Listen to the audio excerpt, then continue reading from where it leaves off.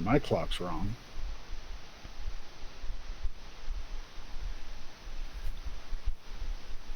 Probably hello and welcome back. Welcome back, welcome back. Yeah, looks good. We're on, guys. Welcome to the after show. Man, I hope you caught that one. That one was pretty crazy, huh? Was doozy. I didn't expect it to go that way. I was. You guys have consistently. Been inconsistent. Yeah. You've just overcome whatever I put in front of you, right? Like you've surprised, because I mean, I give a good earnest effort into killing you guys, Mm-hmm. and today I got pretty much there. So when you didn't thwart me, I was just like, huh. It's like, this is unusual. Normally by now they're killing the villain. If I had my way, I would have kept him still with the holy water as I chopped his head off. Yeah, so if you remember from the show, holy water has different effectiveness on people. It on demons, like sometimes they're just really tough against it. And I don't know if you guys caught it, but instead of just going for regular demon, which maybe might have been an appropriate challenge, I went with a much tougher demon. Yeah, I was wondering about that, Hector. Our first demon happens to be a high-ranking demon. What the hell, man? Well, I thought you guys were going to get like aced by the Wendigo when you threw that aside. I thought you guys were. You started doing a lot better against the ghost, and then you guys didn't win, but you survived against the Greek goddess. You guys did fairly well, and I was like, this is working out. It's like they're only more powerful every episode. They haven't fought a demon yet, so let's we're just throw a really powerful one at them.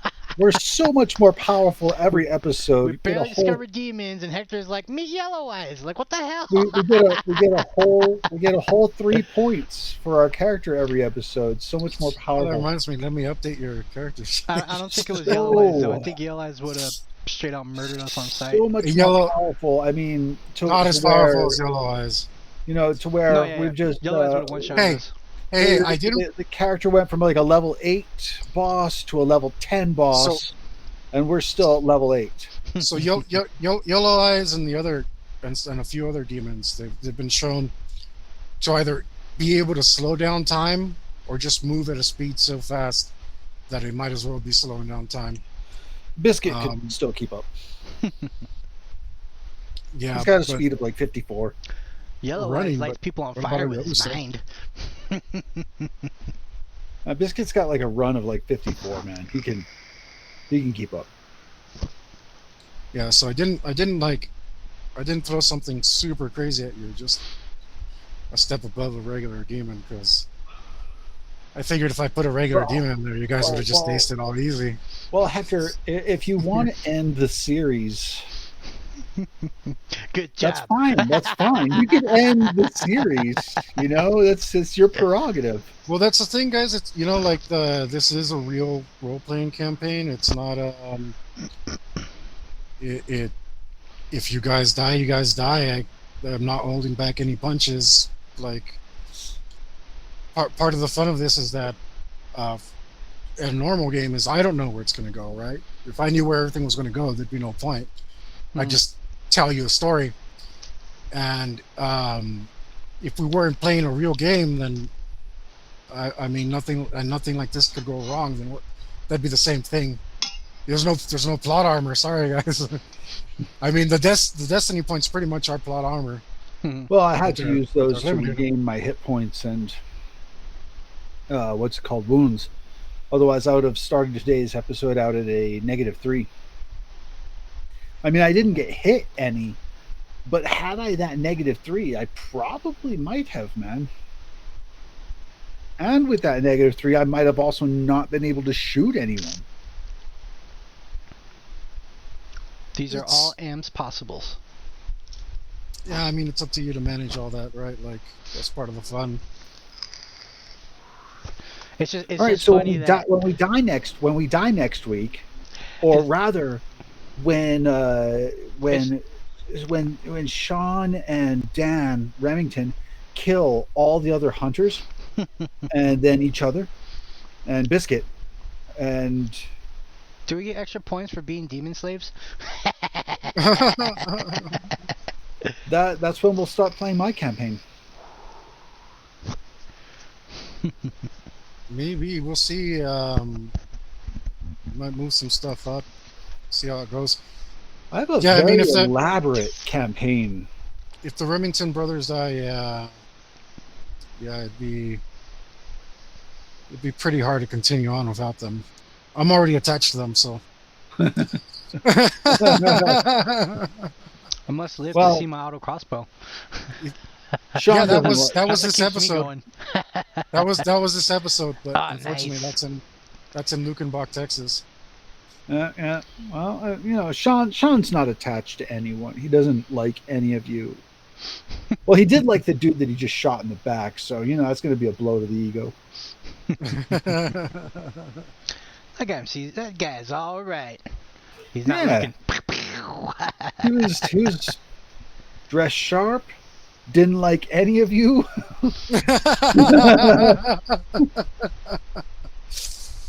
Yeah. So I put in some characters to mirror you guys just for the fun of it, so we could have some interesting role play. And Yuli's going to fall in love with the lady character right before she died. Right before he kills her. Don't even know her. I loved you. As I'm choking her to death. Like, what? She's gonna out of nowhere roll some seduce on you. You're gonna feel bad about killing her, and that's gonna be the end of the episode.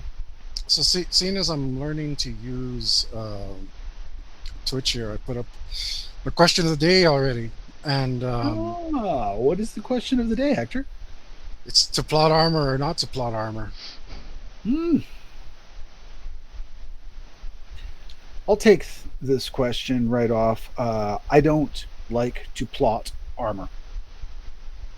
If anything, plot armor was in the Resident Evil campaign I did, was where I gave you guys a lot of luck points. Though you did earn those for solving the puzzle, there was still plenty of luck points around that you could also, excuse me.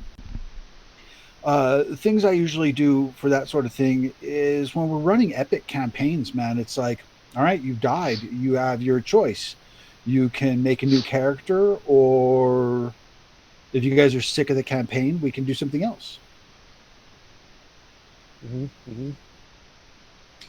That's pretty fair. You want to elaborate on that? I like plot armor just because it would be super terrible to have 1 or 2 sessions and the whole campaign's over because it just went so horribly wrong. Microphone, Yuli. There you go. I already said what I had to say.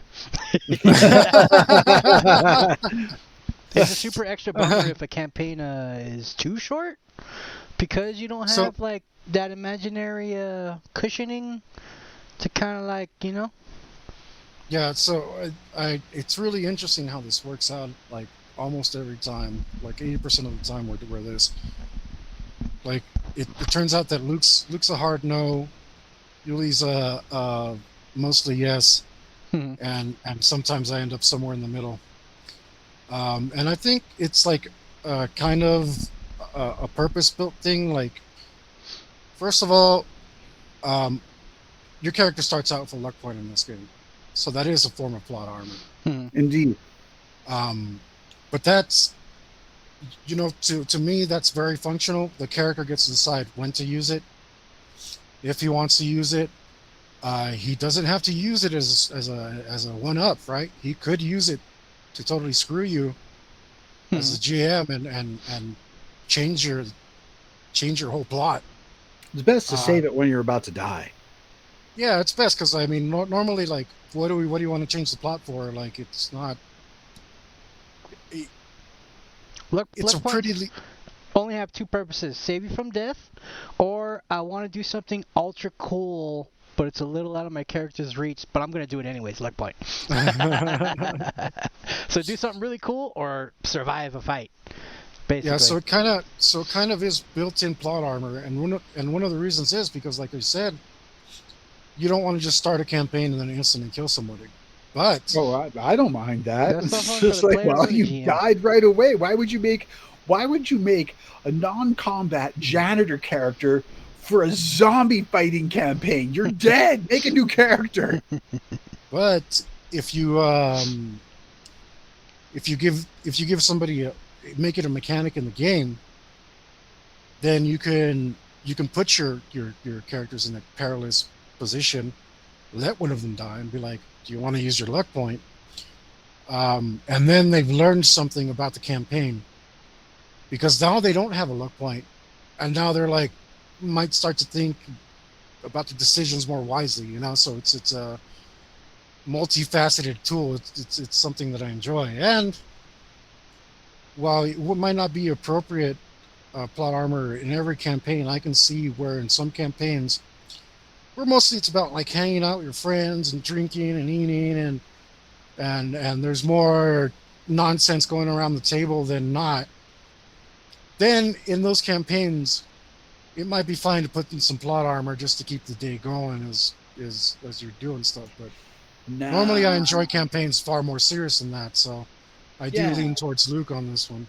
Yeah, no, it's like, sure, we're having fun, we're having a good time, but if you die, you die, man. I mean, it's like, it sucks to have to make a new character, but at the same time, you can take from your mistakes in the campaign, and I suppose this is where I am going to give it some plot armor, because if we started out with like 240 point characters or 200 point characters, and you guys have made it through the campaign to where you're now 300 point characters, I'm not going to say start over at level 1 essentially with the 200 point character. I'm going to say, all right, I'm going to start you something comparable so that you're not dying all the time, because these other dudes survived, you died, so I can't have such a disparaging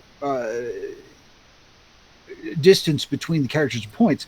I have to make it to where your character is survivable. I'm not going to say, all right, so you can have a 300 point character too. Maybe something like 275, maybe 280. So there's a 20 point difference. It's going to be tougher for you to survive because you did already die. And you're not just going to be like, okay, make another 300 point character to keep. Yeah, I'm going to be like, all right, role play your character well. And your role playing specifically will get you bonus points, man. If you role play it really well, you can catch up to these other guys. Mm-hmm. I think one of the ways to do it is like remake your character, use the same points, but there's no luck point this time, maybe. So if you want to buy that luck point, go ahead. Or see, that's where I would automatically give you the luck point to start, just as regular. But I would give you like a 280 point character rather than a 300 point character, to where the other dudes are 300 point characters. Yeah, I mean, that's a fair way to do it. I don't see anything wrong with that. And I think for the most part, yeah, just plot armor just cheapens it, right? It's part of it.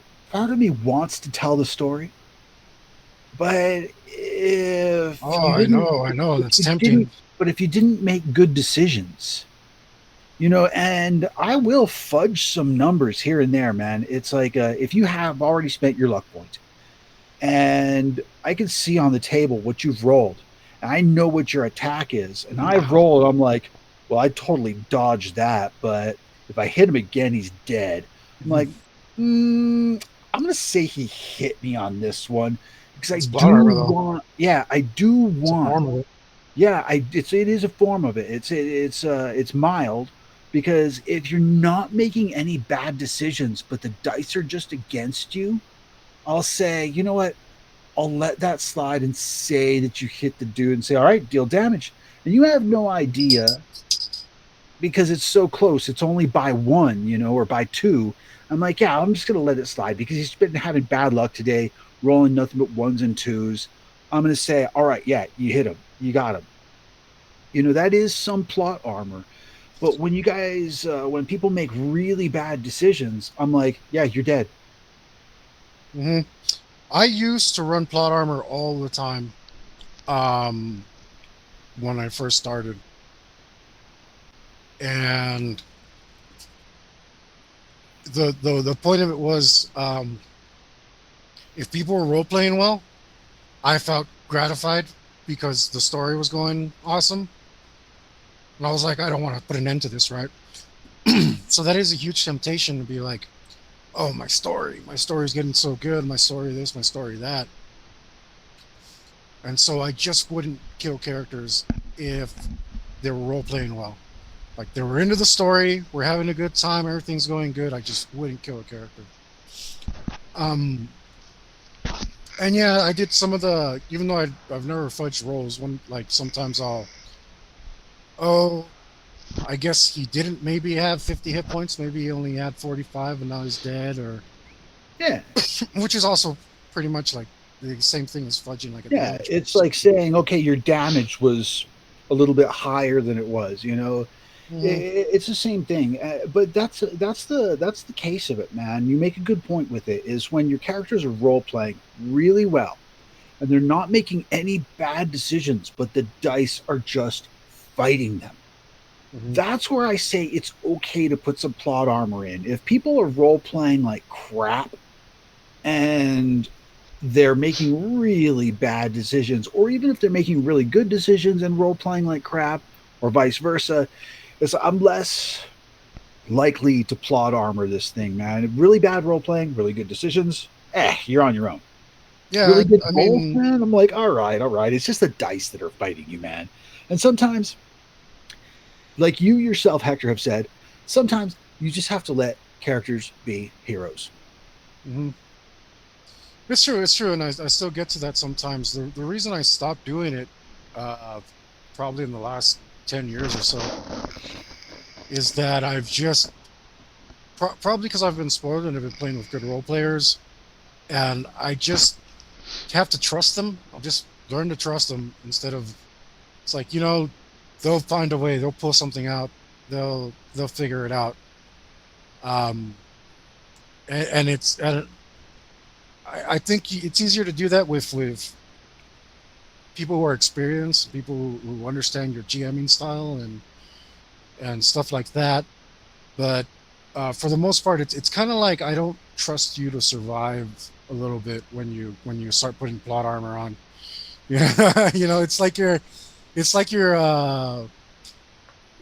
putting the safety covers on the sockets for them, like if they're a baby. You just gotta let them die. No, It's for their own good. I want to that's put the true. paper That's clip in the true. hole. Hmm. That's true. That's true. But plot armor can also be essentially easy mode, medium, hard mode, extra hard mode. It's all Hmm. about the DSs you set. If you look at your character sheet and you're like, okay, so he's got an investigation of 9, and I'm going to set this investigation roll at 19, so he has to roll a perfect 10 to be able to beat this DS, man. That's extra hard mode. Or you could say, hey, I'm going to say right in the middle. If he rolls 5, he's got it, and below 5, and he doesn't have it. And there's your medium mode. It's the same thing as the plot armor. Yeah, that is an interesting way to look at it, and I think that is true. The thing that I also do is I don't look at your character sheets. If your points add up, I don't care. And when I set DSs, I do not look at your character sheets. I don't take them into consideration. So that's something that I actually do, especially when making other combat characters, like something you're going to fight. I look at it and I try to make it an appropriate challenge. I say this is supposed to be a really hard fight. So basically, they're going to have to be rolling 7s and 8s to be able to take this down, or give their each other synergies, or maybe come up with a really brilliant strategy that takes this down, because this is supposed to be a brutal fight. Mm. Otherwise, it's like all you have to do is roll a 5 or over, or some peasant comes up to you and pesters you, and you just cut him down. It's nothing. Yeah, well, you've seen I talk the talk and walk the walk. Today, I made a I made an antagonist who had a really crazy ability, and I was just like, they'll figure it out. Yes, Hector, yes. We'll figure out how to fight a psychic demon with our no psychic defense powers. Yeah, yeah. That's like That's what I did. telling these two snowmen, hey, go in that fire pit and fight the fire demon. Sure, buddy. Hey, you had three. Look, I told you when I make decisions, I don't look at your character sheets. And you had 3 destiny points. You used them all to heal. Mm-hmm. 'Twas necessary. Like, yeah, but I just let it ride because that was the story. Like whatever, you know. I told you I don't look at your character sheets. I don't take them into consideration. I know the theme of the story. I know what's going. I know where the story is going. I have a sense of what you guys are capable of, and I do take that into consideration, but not so much that it's like. Let me give you a good example. Does Biscuit have a luck point? Biscuit should have a luck point. No, he's not a player character. He's an NPC. Buy Biscuit a luck point, Luke. Because I'm like, so, he accidentally so I've done to lick a salty spot, which has a lot of iron in it, and bites the demon, and then there you go. It turns out it was spilled holy water all top of it, and there you go. So I was struggling for a minute to find an example, but I'm sure I've done this a lot. And in the Cyberpunk campaign, Victor's character had an insane investigate. Mm-hmm. And so all the investigations turned into you guys, Victor, figure this out. Mm-hmm. And I never once stopped him from doing that because that's what his character did. And I didn't take his character into consideration when I set up the investigations. I set my DSs at what they were. I set up the logic as what it was. And I let it ride. I never, ever once stopped Victor. I didn't on purpose set something up for him to stumble. Yeah. I just did the story that I was doing. I like that. Right? So there is the benefit to it too. And you guys have sort of been doing it to me lately. You guys are becoming very good detectives. And now I'm surprised when you don't beat an investigation DS. I'm like, what? I thought you guys were like. Sometimes we got to synergy that stuff, man. It's like I've got a decent investigate.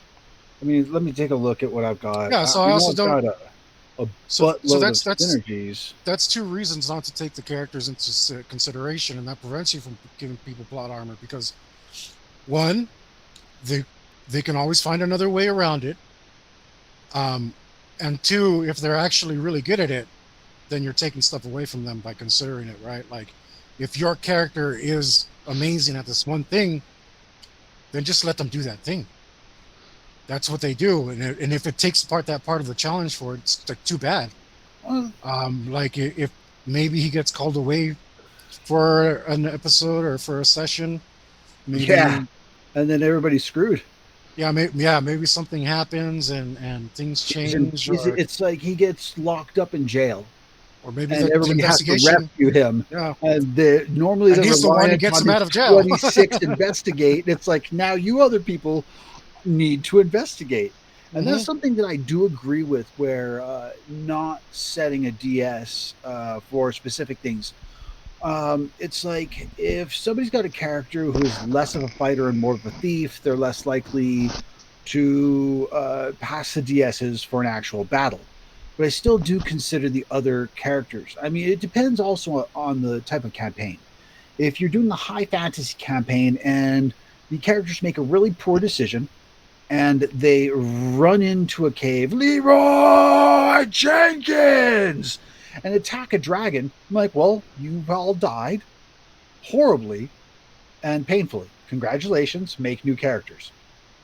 But if I'm putting things in your way, and I'm like, they're supposed to meet up with this thing at this point, it should pose an appropriate challenge with appropriate DSs. If you guys go off the rails, which most often the case is, then I'm like, well, that thing that you've ran into over here is either super easy. I might even roll for it to see if what the DS is going to be.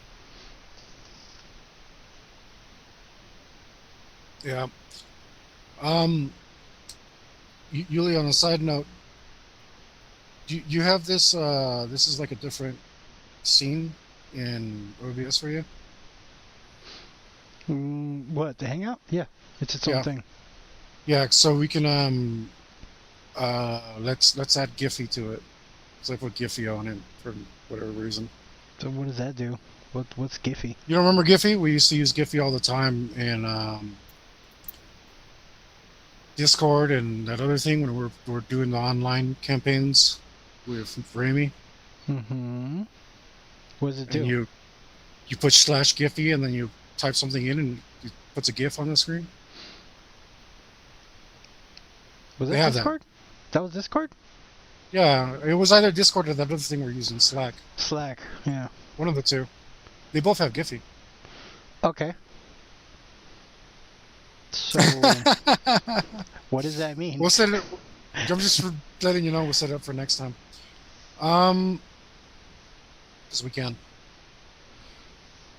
But yeah, I think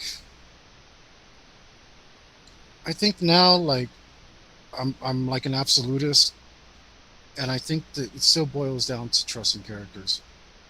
And if they die, then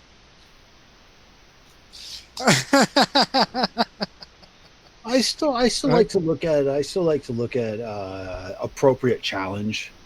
You know, you're not going to say you were, I don't know, playing Ninja Turtles campaign, and the turtles are barely being trained by Master Splinter, and they're 3 years old, and Shredder just comes in and kills everyone. I did that last session, and you guys did fine because the win condition was for you to run away, and you did. Sometimes, like, you know, just like I say, you guys, sometimes you just gotta let heroes be heroes. Sometimes you also have to make them realize that they have limitations and that there is no plot armor, and that you should be making wise decisions. I don't see a single bad decision we made in that entire thing. Yeah, you may not if you're really into your character. I'm always really into my character. But from where I'm sitting, and maybe from where Helicopter's sitting, it might be a little different. I thought that ace on my sleeve would have done her in, with the whole breathing gasoline on her. I did it, and I was like, "Yeah, I got her. I win." That was super cool, and I wish it had a better effect. It was super cool, and I wish that like. I thought that was going to be the ace. I thought that was going to be the, I just had lighter on fire this whole time. Yes! I wish it was like the Wicked Witch of the X. Oh, wait, what are you talking about? Previous episodes? I'm talking about just this past episode. I don't see No, I'm talking about this past episode. I was talking about this episode. Yuli was talking about the past episode. But, yeah. No, like, you didn't see anything maybe you could have done better, Helicopter? Nope. Nope. It's perfect. Just did everything within my character. I tried not to kill people, and I was kind of on the right trail, trying to be like, I look for the calm guy. There's a bunch of crazy guys. I look for the calm guy. That's the boss. So. We had a cop who drew his weapon. Mm-hmm. Had to be dealt with. Mm-hmm. That was fine. That attracted other jerks. This jerk's yelling through a megaphone saying, "That's not how to do it right. This is how to do it." He's not even doing it right. Hand it off to somebody who can do it right. That just makes jerk mad. I try and save his life. That was a mistake. I should have just killed him outright. There you go. But that didn't do too much damage as far as it went because we just wound up running. We didn't get too damaged because luckily Biscuit was in the fight this time and Biscuit was able to take care of some business. Mm-hmm. And we made it. We got out the backside. And when we got out the backside, we faced an insurmountable challenge. Again, I didn't know how many destiny points you're gonna have because I didn't keep track of your hit points and assumed you'd spend them all there. I like that So, Hector just like I totally said, I cut didn't. out real bad right there. That was perfect timing. It's Thank you, perfect. internet. With this,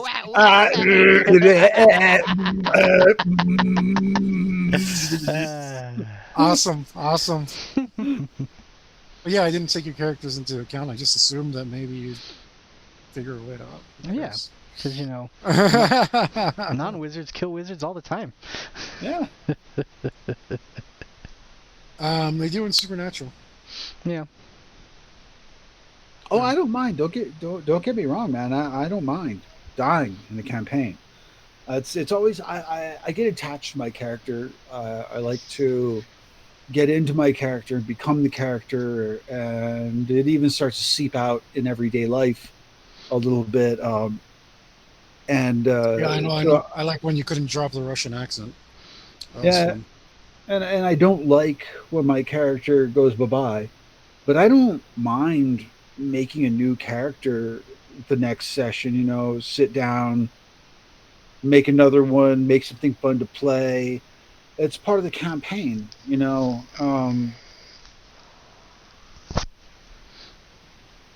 I want my auto crossbow. Just Well, go you back don't. home and get it. No, I will after I kill all once my you're dead, friends. But now you once delayed. once you kill everyone, You've all the delayed too. hunters and all the townspeople and the demon and me, then you can have your crossbow. Okay, that's fine as long as I get my auto crossbow. You just saying you'd go back home and get it Yeah, which will happen eventually. So. eventually. Yeah. and I don't know it's there because we ain't got no email or anything like that going on. So There's one thing I got to say about these 2-hour campaigns, man. I'm used to like an 8-hour session, and we get to go deep into strategy and take time to think before we get into something. This thing's more go go go go go go go. So it's like 10 times more stressful to try to survive. So when you kill Sean Remington, I'm just like, sweet.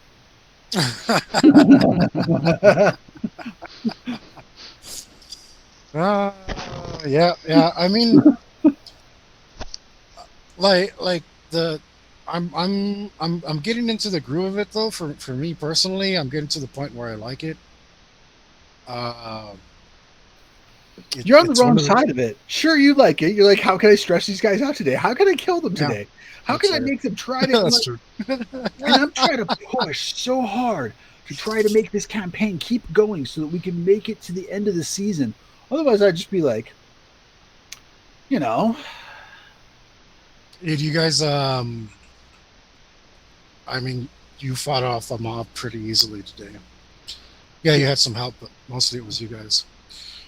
no, that And did work out in our favor, man. I mean, the mob was appropriately DS'd as well because they were just regular people. So they didn't have specifically high attacks or high defenses or high amounts of hit points. They were just possessed people, basically. yeah, and you see how much stronger you are than the average person. Oh yeah, for sure. Oh, Yeah, no, it's just a thing of I'm trying to make this campaign continue on yeah. I as long definitely as want to make it through the possible season. because it's good for the channel. It's good for advertisement of the system and all. And so I'm fighting as hard as I can to survive. And I'm like, why is Hector trying to kill me so hard when this is good for his channel Because for us to it's a keep real living? thing, man. It's a real game. I can't take it easy on you just because we're streaming. That would be so insincere. No, that's true. That's very true. That's That very would be true. so But insincere. I that means can't. we're playing my campaign next. I don't care if you like it or not. Maybe we're doing the AVP thing. I've decided we're definitely doing the AVP thing. Oh yeah. Sneak Yeah. We could do that. We sneak could do once that in. after my campaign and after Yuri's campaign. Then we'll come back to your campaign. Sneak once in. Um, that's freaking awesome. So we're gonna set up a thing with Sneak, and we're gonna do the AVP campaign. Is that a one shot? Is it an off? day thing. It's gonna be a shorter campaign than this one, and we're gonna play for longer periods. All right. So it definitely won't be 21 weeks. But like I said, any estimate that I have in my head, I like to double, and then it's gonna go over that too. Yeah, this one's not going to be 21 weeks either. So We're about to die. So just... I would imagine 8 weeks, so maybe 16. AVP is between 2 and 8 weeks. Because you might just get some bad. You might all just die. That's true. Just get murdered. Yeah.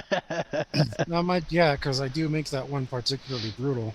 Yeah, I did have to min-max my character to the point to where I had a -9 memory and forgot my spear, forgot my name. And if I was to have taken any amount of damage to my memory, I would have died.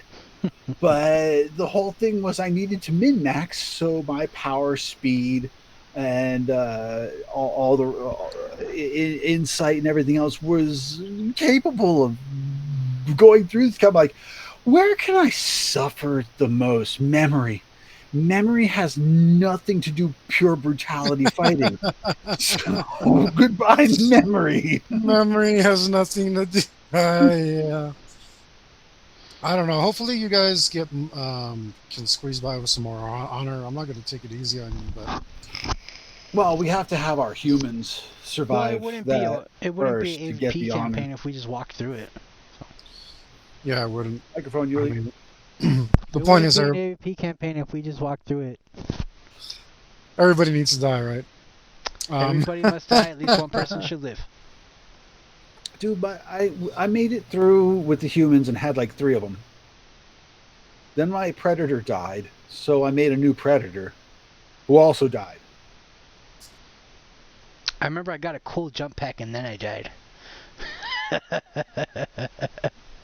I think you got a jump pack? Yeah. I was saving up points and I finally got like a jump. I wanted like not a jet pack, but just something that let me jump super far.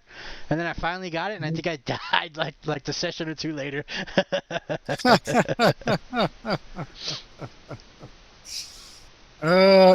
Yeah. That's just how it goes. That was so much fun. But you guys are talking about the predator side of it. I was talking about the initial marine side, which I might also switch up this time. No, I was talking about both. You know, I remember with the pre-made characters for the marine side, I had a marine that actually made it to the point to where I was holding my own against an alien with the predator, and didn't know that the predator wasn't an enemy and started shooting at him. He got mad, but didn't shoot back. And then at the end of the confrontation, he threw me the tail.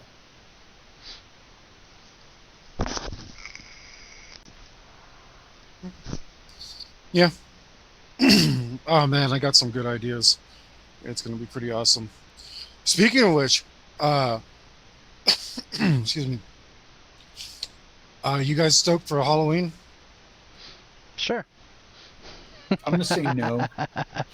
Oh man, it's like well, don't worry. You're only gonna have one character to agonize over.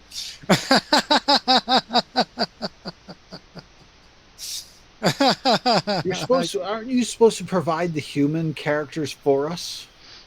No, I need you to make them so that you're invested. Yeah. 6 human characters. No, not for the Halloween special. You're gonna make no. For the AVP, I will make your characters.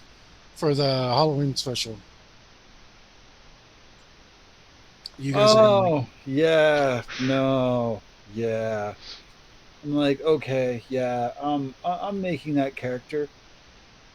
I'm not exactly psyched for it. I mean, you're protecting yourself.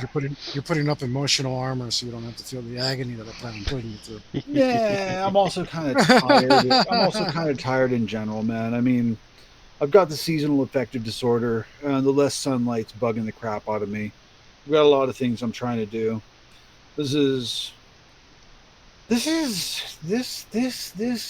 role playing runs the line sometimes. I mean, and I also have pathological demand avoidance.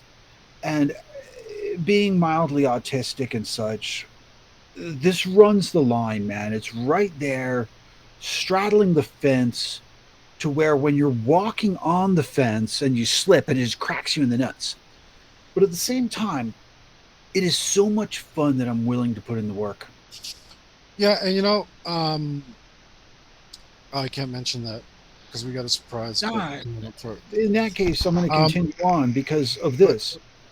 Being depressed, it's great to have friends around and do something fun.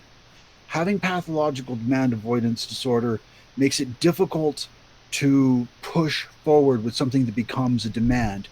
However, with this, the system is actually so enjoyable. The play is so enjoyable. If this was D&D, I'd have been like, dude, I'm out. I'm tired of this. I'm sick of it. I'm not playing anymore. So would I. What about you?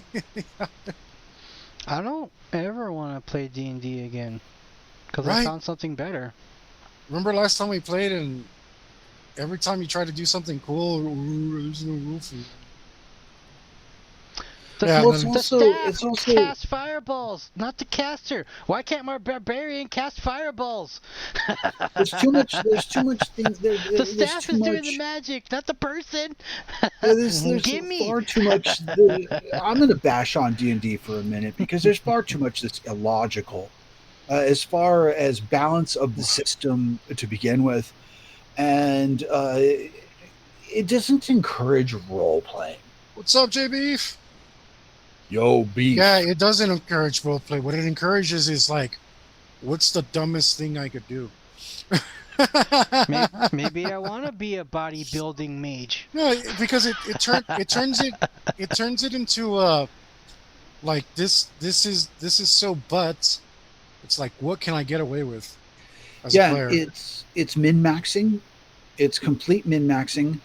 And you also wind up with situations where you're like, okay, so this isn't so much a puzzle as what is the GM thinking? Entertain JB for a minute while I go get the refill. Da da da da da da da da da da da da da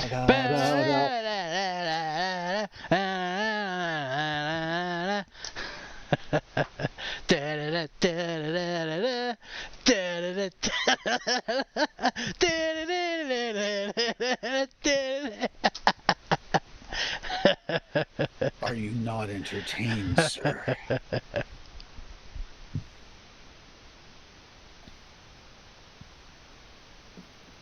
Every time I hear your name, Jay, I want Taco Bell.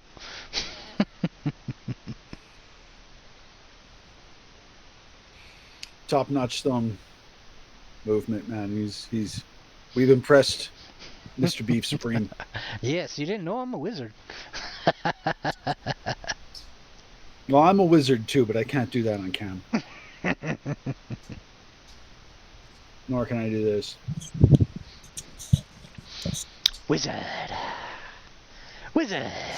See, that thumb thing is top notch. Yeah, so we entertained him. You are not going to be able to put this on YouTube, bro. We went way too far outside of what is considered graphically obscene. Did you say you are a wizard or a wizard? You see what I'm talking about? You were gone. We're like, when the cat's away, the mice will play. And now this is not suitable for YouTube and should be an 18+ channel. On that topic, can you guys set up a chat so you can talk to each other without me knowing during the campaign? Oh, yeah. I can text so Julie. We can talk to each other, like, live? I could text Julie. Yeah. I don't know if you guys can set that up. Here, watch. I'll text Julie right now. No, but yeah, because, like we could just make a text group that's just the players. Yeah, so it was really cool. If you guys want to use text, I don't know. I think like when we had Slack to do it, it was easier. See, I just texted Julie. There we go. And Hector didn't get the text because it was just directed. Well, honestly, you guys can text each other. You'll never know what this phone says. But I feel like you guys should be doing that to like help each other out. It's also cool sometimes, like while I'm blabbing away. We don't have enough players right now, but what? Remember Mike could be saying something or doing something with one of We've the done it characters before. by We've done it himself, before. We would like pass and little we notes to each other. yeah, and we'd be shooting gifts to each other and like laughing amongst ourselves and stuff. Like I don't know. I think I might definitely just allow any. I don't know. No, not for the special that's coming up. You guys don't need to know what each other are thinking for that, but it might be appropriate for other campaigns.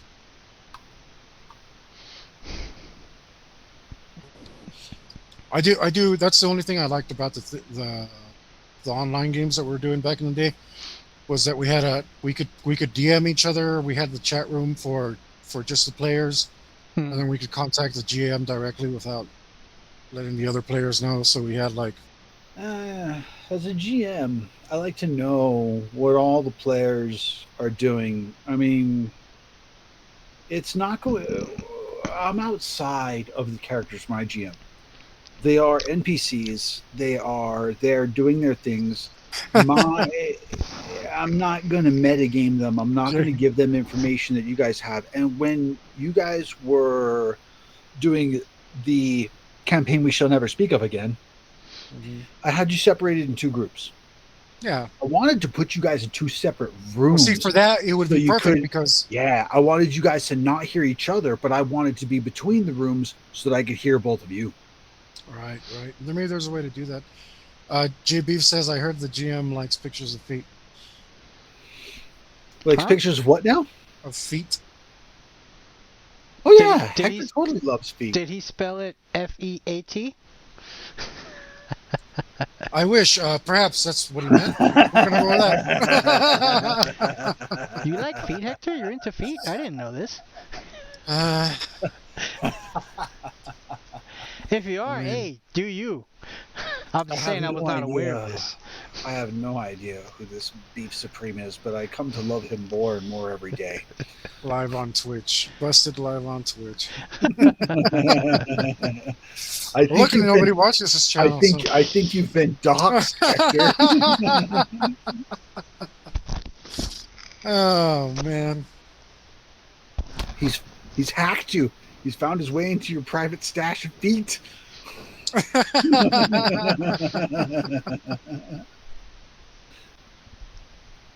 Stash of feet. You can see how nervous Hector is as he plays with his forehead and adjusts his glasses. He definitely has a private stash of feet. What can I even say?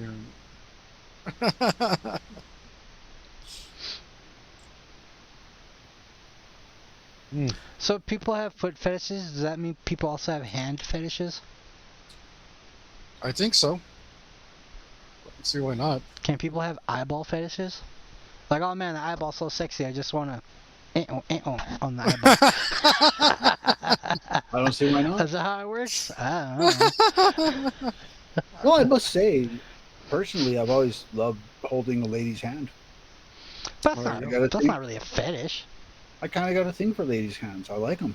They're dainty and petite. Yeah, but you like to hold them, not stare at a picture of them while you do ungodly things to yourself.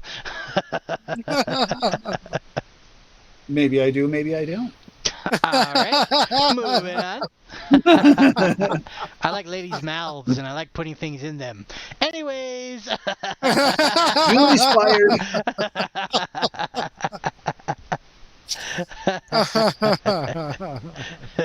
Congratulations, JB. You have single-handedly destroyed the channel. JB said, I don't know about eyeballs, but eye sockets. I can't even want to finish that sentence. No, well, here. I got this, man. I got this. I'll finish that sentence with a little bit of the character sheet.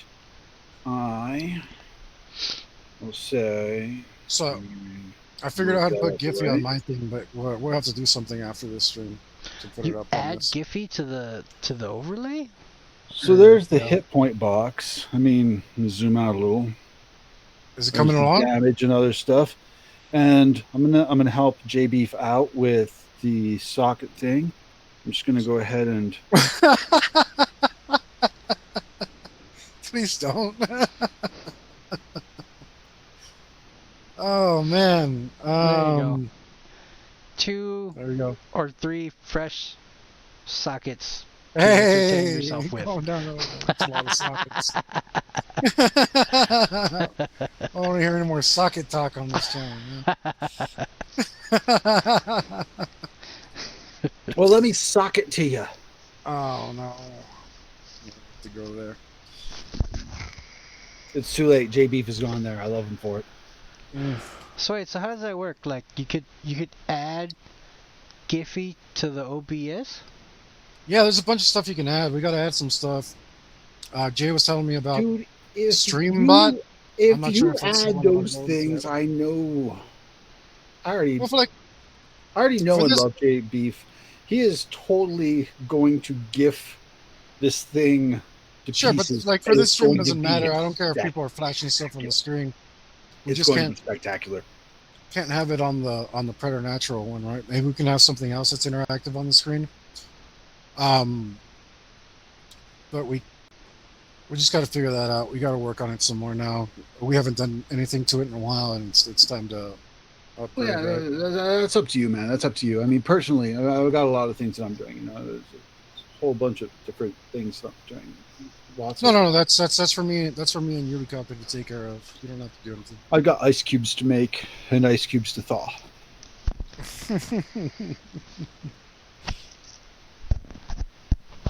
Man, I really wish I'd gotten that other thing done today so I could do more announcements. But,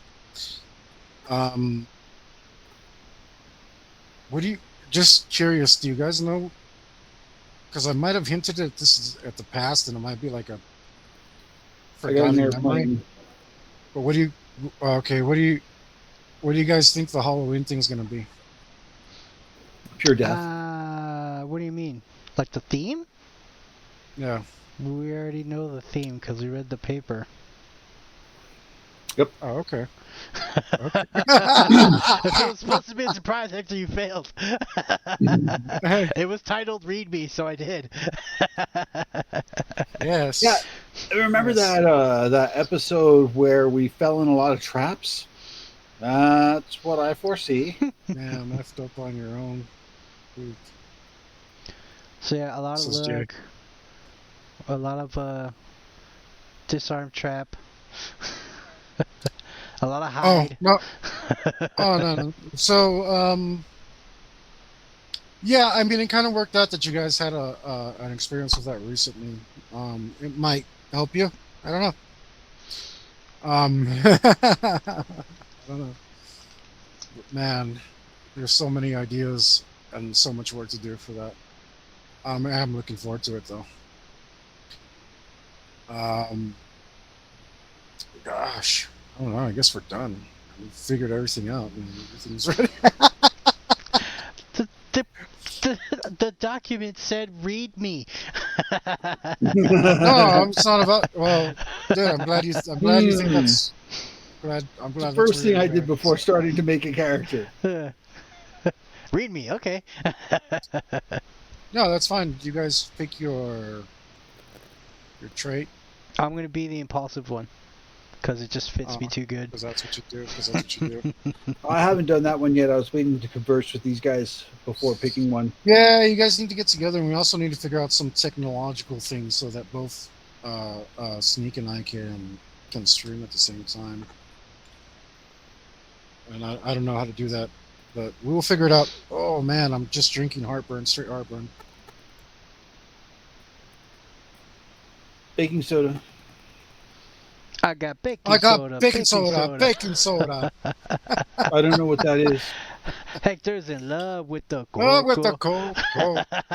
Some terrible. I got it for the Lolo. I don't know what this is. A song that got super popular super fast and then died forever. Yeah. Yeah. It just Mexicans love baking soda, that's all. Have you seen the music video? Dude, you Doesn't can't make any say sense. you can't say that. You can't say the M word on a stream. Get out of here. No, You you're can't allowed say to- M word i- on the stream. If you are one, you're allowed to say it. That's how the rules work. That's how the rules Hector's a work. total M word, so he can say it all he wants. Hey, watch your mouth. That's our word. Oh no, I didn't mean you to can't say our word.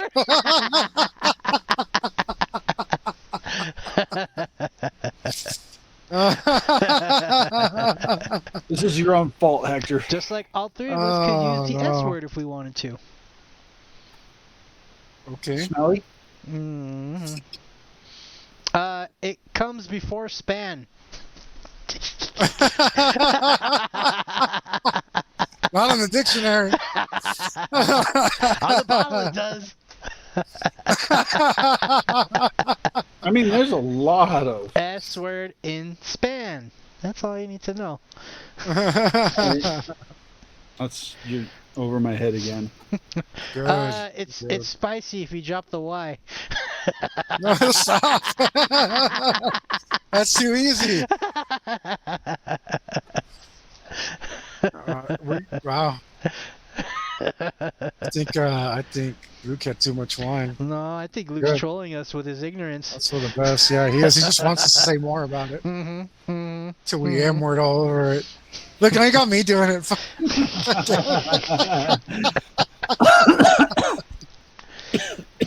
Oh man. Well, I mean, I don't think any of the three of us are exempt from using the M word because we're all Mexican. No, we're not. Yeah. Well, that's right. You're the C word, Yuli. I'm the C and the P Cologne. word. Cologne. That's a hell of a C word. I'm the C and the P in span. You can. It's too bad you don't have an O. You could be OCP. Man,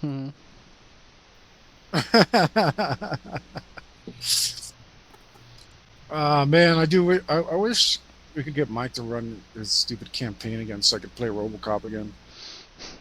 What campaign were you playing RoboCop in? The fantasy one? Okay, Yeah. Mike is fun to hang out with, dude. I miss my dog ninja. And he does run a good campaign too. It was fun. But he's kind of a Mike. This is true. I like the whole, like, they have a whole day's travel ahead of you. I put my face in the ground. I smell them out. I had the doggy tracking. I had, like, an invisibility cloak. It was great. What if we have a dog person and a cat person? Mike's actually really cool to hang out with. And I miss the guy. I mean, even though he is kind of a Mike, he's a really good guy, man. So wait, He's so almost is he in them word? No. He's what do they call him? Ginger. He's mother of pearl. What? He's a mop? Egg white. But he always was able to run a good campaign, man. Yeah, he's good at it. He's good. But I don't know. He's a good role player. He's a decent role player. I'm not gonna say he's a really good role player, but he is a damn decent role player. And he was a hell of a GM, and he was a really good strategist too. No, his strategy's on point. Man, he killed me with that stupid hole that was supposed to.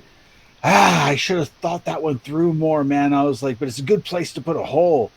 And then he's like, lures all the zombies into the thing, and they all fall in the hole. I'm like, oh yeah, you trapped them good. So So here's a metagame thing that comes up sometimes, and it's happened to me a couple times, and it's because I was controlling the challenges really linearly. They were rising in difficulty very, very linearly, like a video game. Yeah, and that was also a mistake I made. Now it's just random, whatever I feel like doing. That's what happens. That's also a mistake. If the characters follow a linear path, the challenge should rise linearly. If the characters go off the path, it's like you meet a dude in a bar or whatever, and you ask him questions, and he tells you yes to the north, and the characters say we go south to fight the dragon. It's like, well, yes, No, now you're they're, fighting they're, a 1,000,000-point character. no, Great. I do believe there should be a variety of difficulty. And you shouldn't protect your characters from that. They should make their own decisions on it. Like, obviously, it's like, oh, like, hey, make level 3 characters or fighting a Tarrasque. Like, doesn't make any sense whatsoever. Like, what an absolute pointless waste of time. So there is some limitation within that. If you think realistically, you're gonna run into some stuff that's way above your pay grade, man. And if you think realistically, but when characters pull that off, that's what's like, oh, super awesome. You're also gonna run into stuff that's way below your pay grade. This is gonna be like I'm slaughtering like there's nothing here. But when you're slaughtering like there's nothing there, it makes it boring for the players. If you're up against a dragon and you're a level 2 character, you're like, how did I get here and why did this happen? Yeah. So I mean, yeah, there's a little bit of both of what we said there. Man, what was the point I was getting to? I think I had too much heartburn juice. You know, some whiskey can help that. I mean, yeah. apple juice, not whiskey. I didn't say whiskey. No, I'm drinking lemonade. Don't drink. Oh, dude, lemonade's not going to help. Yeah, that's heartburn juice. Lemonade's so delicious, though. All you have to do is, Tom Collins that thing up. Well, no, it's actually Jack Daniel's lemonade. Well, there you go.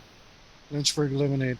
I used to drink these with my boss back in the day. We'd buy the gallons, and we'd buy 2 of them. We just check them all bloody things.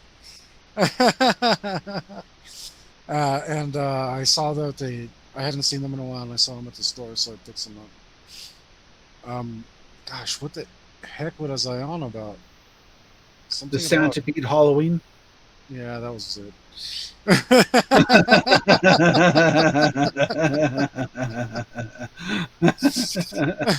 So is the whole Centipede made out of Santas? Or is Santa just the head? I'm already grossed out. I'm gonna let Jay Beef field this one. He just said a little centipede. I think that answers your question. If it goes in candy, does it come out candy? Why are you asking me? Oh, no, it doesn't.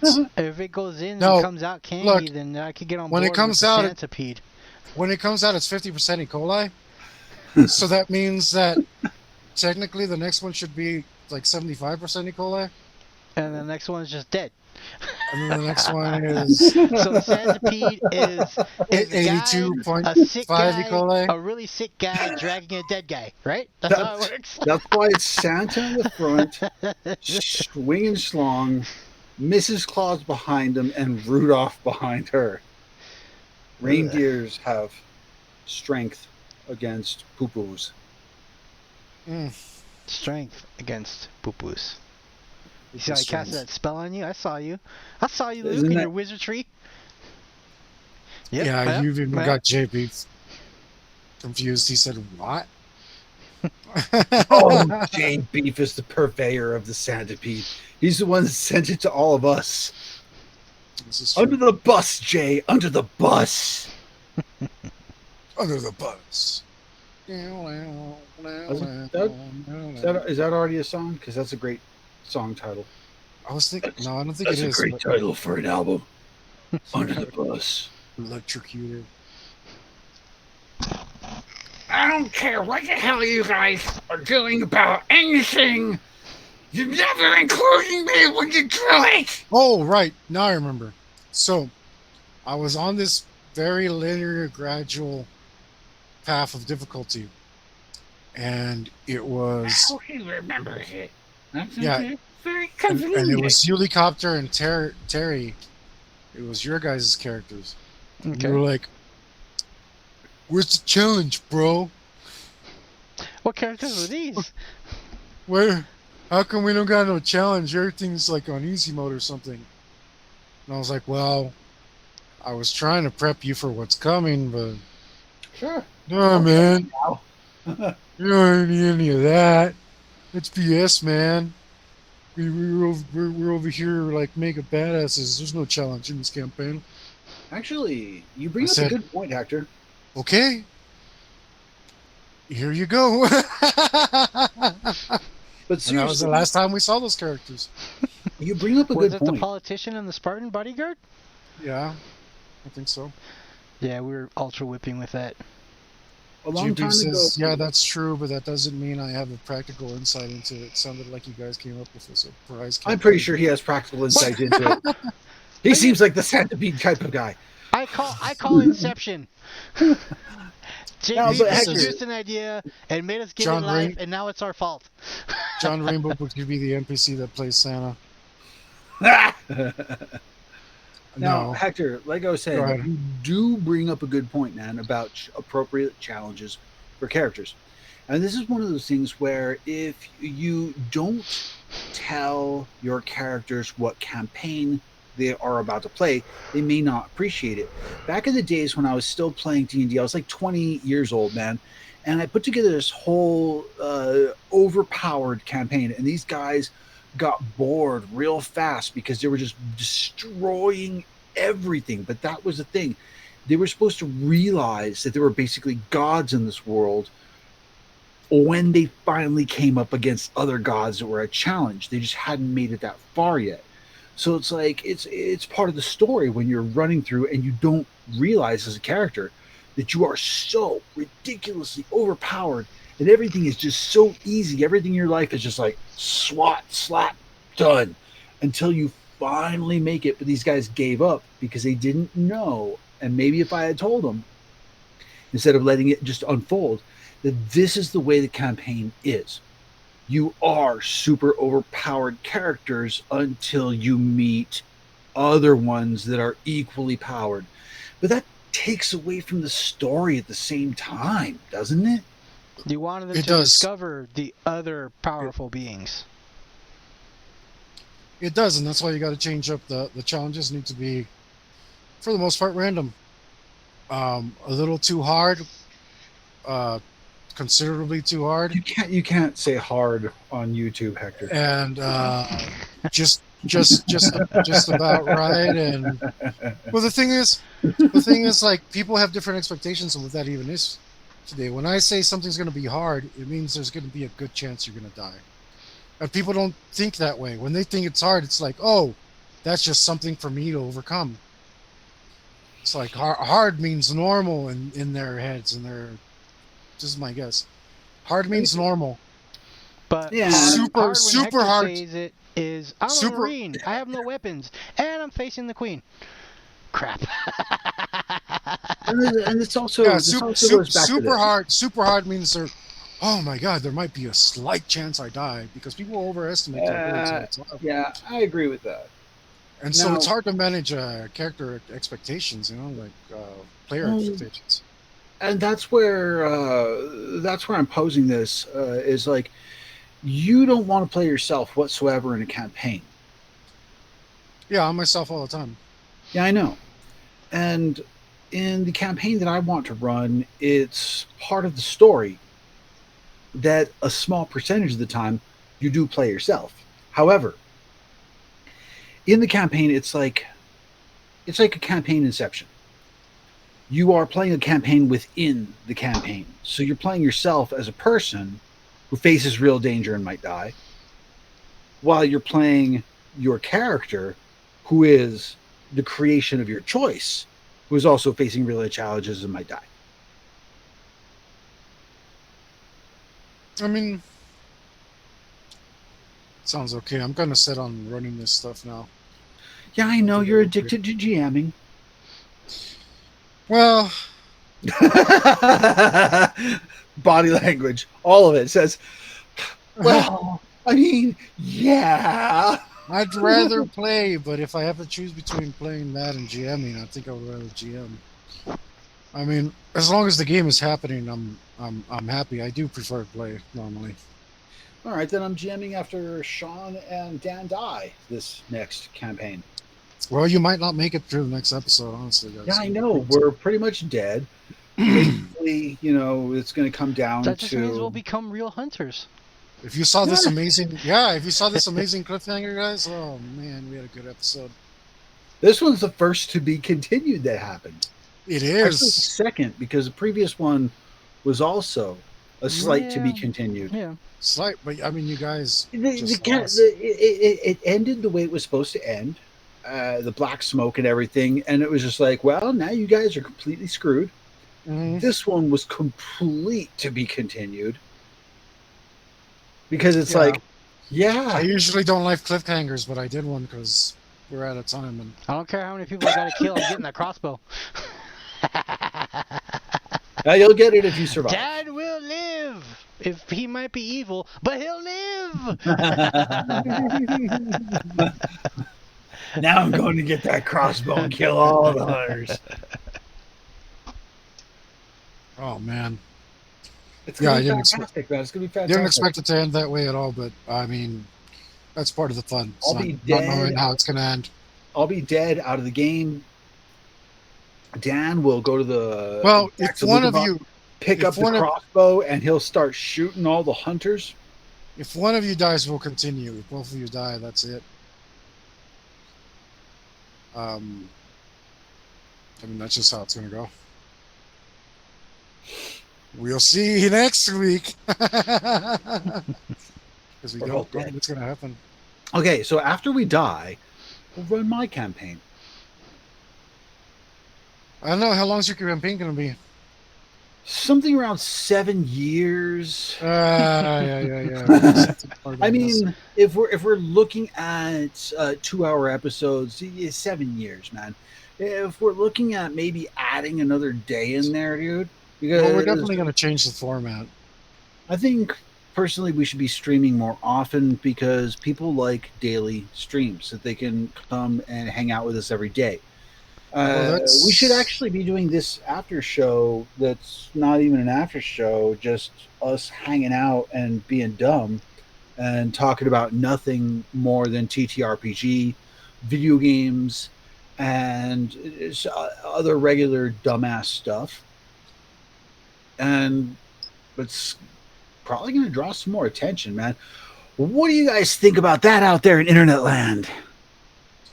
Yeah, I mean, I always said that this format was subject to change, right? It's subject to a lot of things. Dude, Hector, don't do that on camera. Shut up. What? I was. You're being a real M word right now, Hector. He was either he was shaking. It's our word. Don't say the R word. You can't use it. He was shaking something down there. Oh, damn it! You never juggle off camera?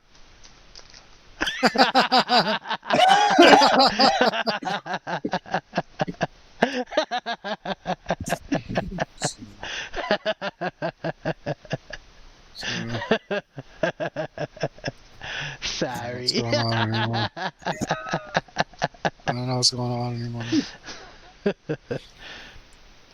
Oh, you guys are so dead. This is all over. We're done.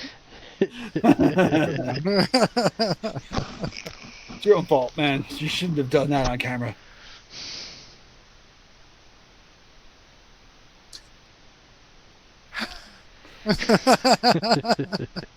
That, ladies and gentlemen, is the look of an angry GM. Next session, Sean and Dan die. Sean, maybe. I don't know about that. I'm gonna live. You see, I'm gonna watch. You watch. I'm living. High hopes for my character to live. Whether I become a psychotic killer, we'll see. I might live just to be put down later, but I'm gonna live. The return of Tanner, man. Ladies and gentlemen, the return of Tanner. I don't have an axe. You will. That's all I'm missing. All I'm missing is an axe. Satan will grant you an axe. And a hat. Some leather armor. And some leather armor. Yeah, I think I was wearing leather. You know, who was wearing leather? Tanner. I think Tanner was in leather armor. I think he was in light. Yeah, we're gonna. That's completely changed. Leather armor wasn't really a thing. I'm pretty sure he was in light armor. It wasn't, but there was leather plate, not leather, soft leather. Yeah, whatever it was. I think I was in light armor. Yeah. I don't remember. I just know that he was an absolute nonsense character. No. He was epic, is what he was. My logic was not flawed. The world was. You come up to The world two I lived gentlemen. in was flawed. You come up to two gentlemen standing on the bank of a river. One of them was peeing very suspiciously. You didn't even know they were peeing. You didn't even know they were peeing And yet. I was escorting a princess. And you come up behind them and you say, Let me paint that "What are picture you for you doing?" again. As you cut one of them in half with the axe. No, I said, The what are other you doing? turns He to got you. jumpy. I put him down. That's exactly what No. happened. This is. I think I finally understand what's going on with Tanner. It's like it was a bright sunny day, the kind of day where anything evil could happen. I walked for several hours until my feet were slightly tired and I became annoyed. Finally, behind a rock, I couldn't believe what I saw. Someone was letting loose their stream of injustice, and I couldn't stand for it. I knew by the color of the stream that this man was guilty, and I would extract the information from him with my axe.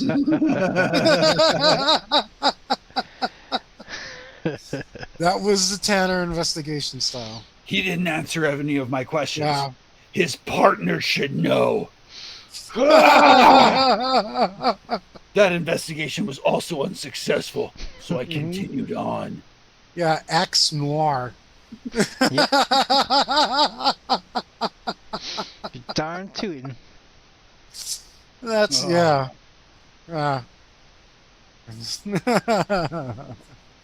Though the strategy was absent, the role playing was fantastic. I was a psychopath. Yep. You had no values human life at all. You didn't even have value any life. I cared about the princess. She was cool. That's because they paid you. I don't even remember if she made it or not. I don't remember either. Yeah. You know, I remember smashing the old man because he stole that watch that wasn't his, so I smashed him in the face. I do remember that. I remember killing the dudes in the forest You did because it. they were Someone being sold evil. it to him. No, I do remember that.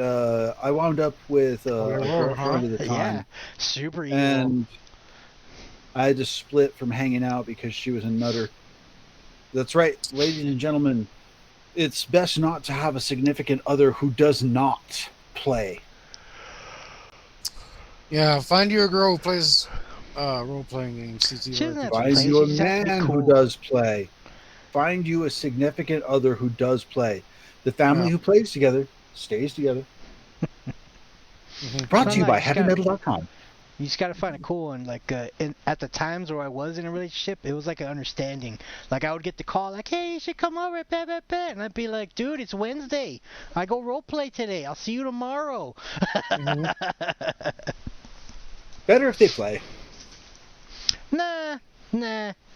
It's not an escape if they're there too.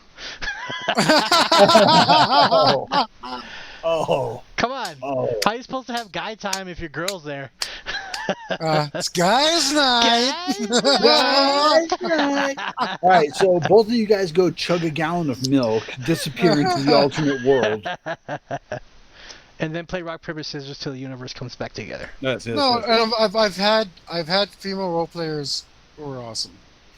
Yeah, no, there are awesome female role players out there, man. And if you're so lucky to meet one and, play together, you guys are gonna either. I mean, I don't recommend GMing against her, No, but if my she's a real good role player, then she'll be into it. my real advice is make sure that she's in a committed relationship and her boyfriend is playing too. That's the best way. And honestly, I prefer if no one at the table brings their girlfriend unless they're married or going to be married, or it seems like that. Uh, and I don't like single girls at the table because, My character They just become a died. What are distraction. my options?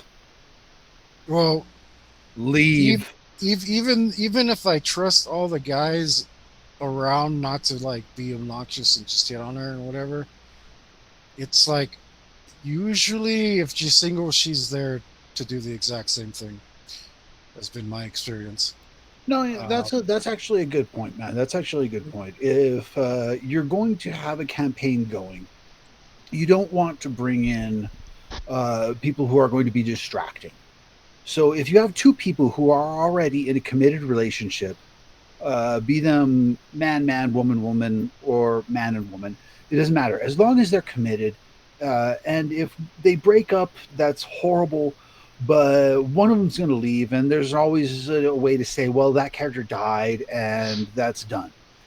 But if you have somebody who is there looking to hook up, it distracts from the role playing like mhm, crazy, Hmm. man. It's not a good situation. yeah. So, and the other thing is, if you've got somebody who's a role player who has a significant other who's a little bit off and doesn't want them role playing, that's equally bad.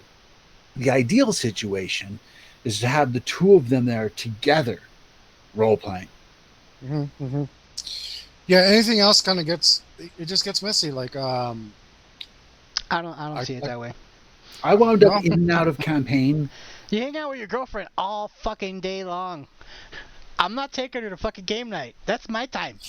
yeah, yeah, and I appreciate that. That's how I see I think it. that's best. That's what I'm saying. I don't want your girlfriend there. If she was your wife, that'd be a different story. Nah, still my Still, time.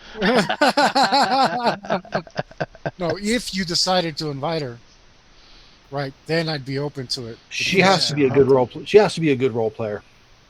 um, I feel like I I feel don't like think should I have I said that on camera. She has to be a good role player. no So what's wrong no with that? I feel like I don't necessarily agree with that because I feel that like in other genres and other mediums and stuff, it's as a GM, it's your job to educate people on how to be a good role player. I don't know, man. I feel I've pretty much always been a good role player.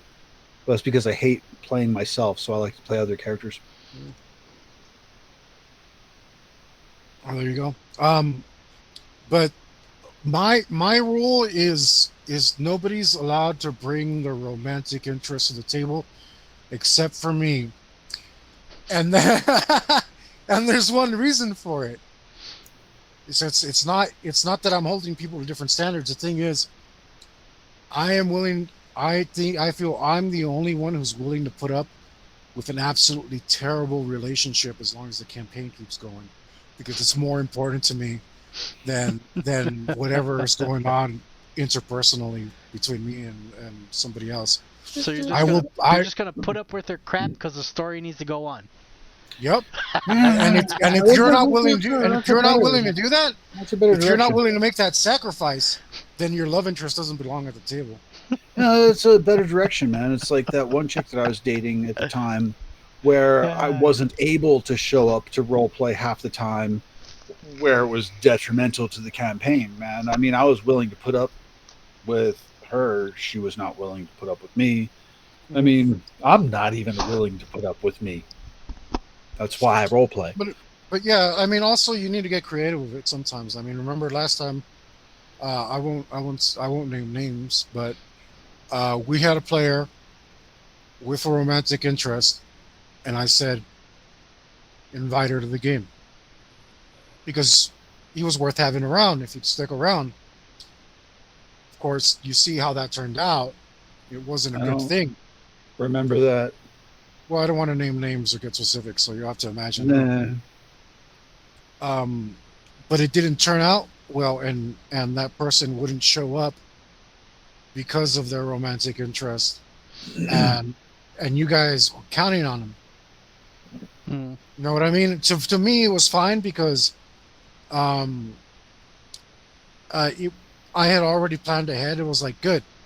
I wanted you to rely on him, and if he didn't come in, then you both of you would have, you guys would have to figure it out on your own, and it was a I thing where think I know it is who you might be talking yeah. about. No names, no Yeah, names, but I so I think mean, I it know. happens. It still happens. But this time I was prepared for it, and I knew if that a character had dropped out because of that, then it would be fine. I could keep moving on, whatever. But I had that built in to where it was That's it was a feature instead of a glitch. Is that going to be in the that's a book? good point. Yeah, yeah. A No, little that's section. actually Yeah, it's in the Is your girlfriend yeah. Well, ruining your role playing? yeah. Follow these No, steps. I have a real game master section. yeah, I know, but Not like that silly DMG, which helps you not at all. that's actually a My good GM section's awesome. that's actually a good point though, Hector. When you're GMing a campaign, and Yuli too, I'd like to know how you might think to deal with this, and Hector, I how would you take the guy have. aside and be like, dude, she sucks. You need to stop bringing her. Okay. Yeah, okay, that's That's the easiest. fantastic. I'm That's looking the easiest way. at I'm looking at what do you do when somebody, regardless of if they're in a romantic relationship or not, vouches for someone and says, this is potentially a good role player, and you're looking at them as a GM saying, I don't know this person from the next person, I'm like, do you give Look, them an integral role? Do you give them a trial role? the hardest campaign to do is a standard fantasy campaign where the character's on an epic journey. If Samwise just wanted to take off because he found some chonchon in the middle of the freaking book, it would have been a real freaking downer to the whole damn thing, right? And Frodo would have died like 3 times. Yeah. Yeah, if Samwise is just like, oh, sorry, bro, I can't make it this week. Total trash. Like, just mess everything up. I'm not So when you have... I think I'm when it talking comes about to introducing strangers to a campaign, it's best to give them a very surface character. Because then you can always write them in more importantly later on. If they turn out to be cool and they show up. Same. And, If you have future technology, maybe maybe you can, like, oh, you can teleport if you just find an object and whenever you need them to leave, they find an object and they teleport away or something to another land. Yeah, it's way Something easier like you can work it in, but it really turns into like it just kills momentum. It kills momentum so bad. Mm-hmm. Epic fantasy is the worst for it. Like that's the number one. If you're doing an epic fantasy, you can't have people coming in and out. Like the whole point is it's us against the world. And one of them's all like, yeah, it's us against the world, but not this week. This week I'm out. It's like, no, like you're done. Like that's no good. We're rolling up a powerful wizard. Oh, look at that. Our mage can't make it. Like when we did the cyberpunk, like this campaign we're doing now, we could have people come in and out, and it wouldn't be a big deal because of the one-shot nature of it, right? Like it wouldn't be a big deal. I tried to save everyone. Damn you, Yuli, with your nuke addiction. Well, it makes me feel good, so I'm gonna do it. I'm pretty sure that was so hard. I'm pretty sure that was a 10-point addiction, so for me to use it as your anti-luck point was very, very fair. Died in prison. Yep. All because I was. And I was ready to keep playing. I was like, okay, so Yuli has to make another character now. We have to keep playing. Yeah, I mean, we could still pick it up, but Cyberpunk Moscow. I do like the idea of Cyberpunk Moscow. But first, we have I'm to more get excited through about my other stuff. campaign. Then we have to get through Yuli's campaign. Don't worry, I'll kill you guys real fast. Then we got to get through Yuli's campaign. Then we'll come back to your campaign. And you wanted to do some other campaign, so we'll have to go through my campaign again after you kill us, to Yuli's campaign again, then back to yours where we're doing Cyberpunk Moscow, because you have too many campaigns in the work, Hector. It's just, whatever I feel like doing, I do commit to them, but addicted to GMing. Addicted to playing, period. Just GM's a player too. Give me a second and go get a refill. You guys entertain no one at all? Well, who cares? And now, ladies and gentlemen, you know how Hector feels about his characters. And now for some off-screen juggling. You can't do that on YouTube, Yuli. Why not? Ta-da! This is what I was juggling. How long have you been waiting for that one, man? It's Hector's fault. When he left, it popped in my head. I was like, yeah, I'll scream juggling all day, son. Hey, hang on, round 2. Hey, look at that! Hey! No. You guys would be super impressed if the camera was pointed down. I won't look. Oh, dude, fix your microphone. Let me check the chat in Hector's place and see what J Beef says. J Beef is AFK, so everything's wasted. How about now? Can you hear me? That's much better. It's much better. That is like the epitome of good microphone. Mm-hmm. In the mouth.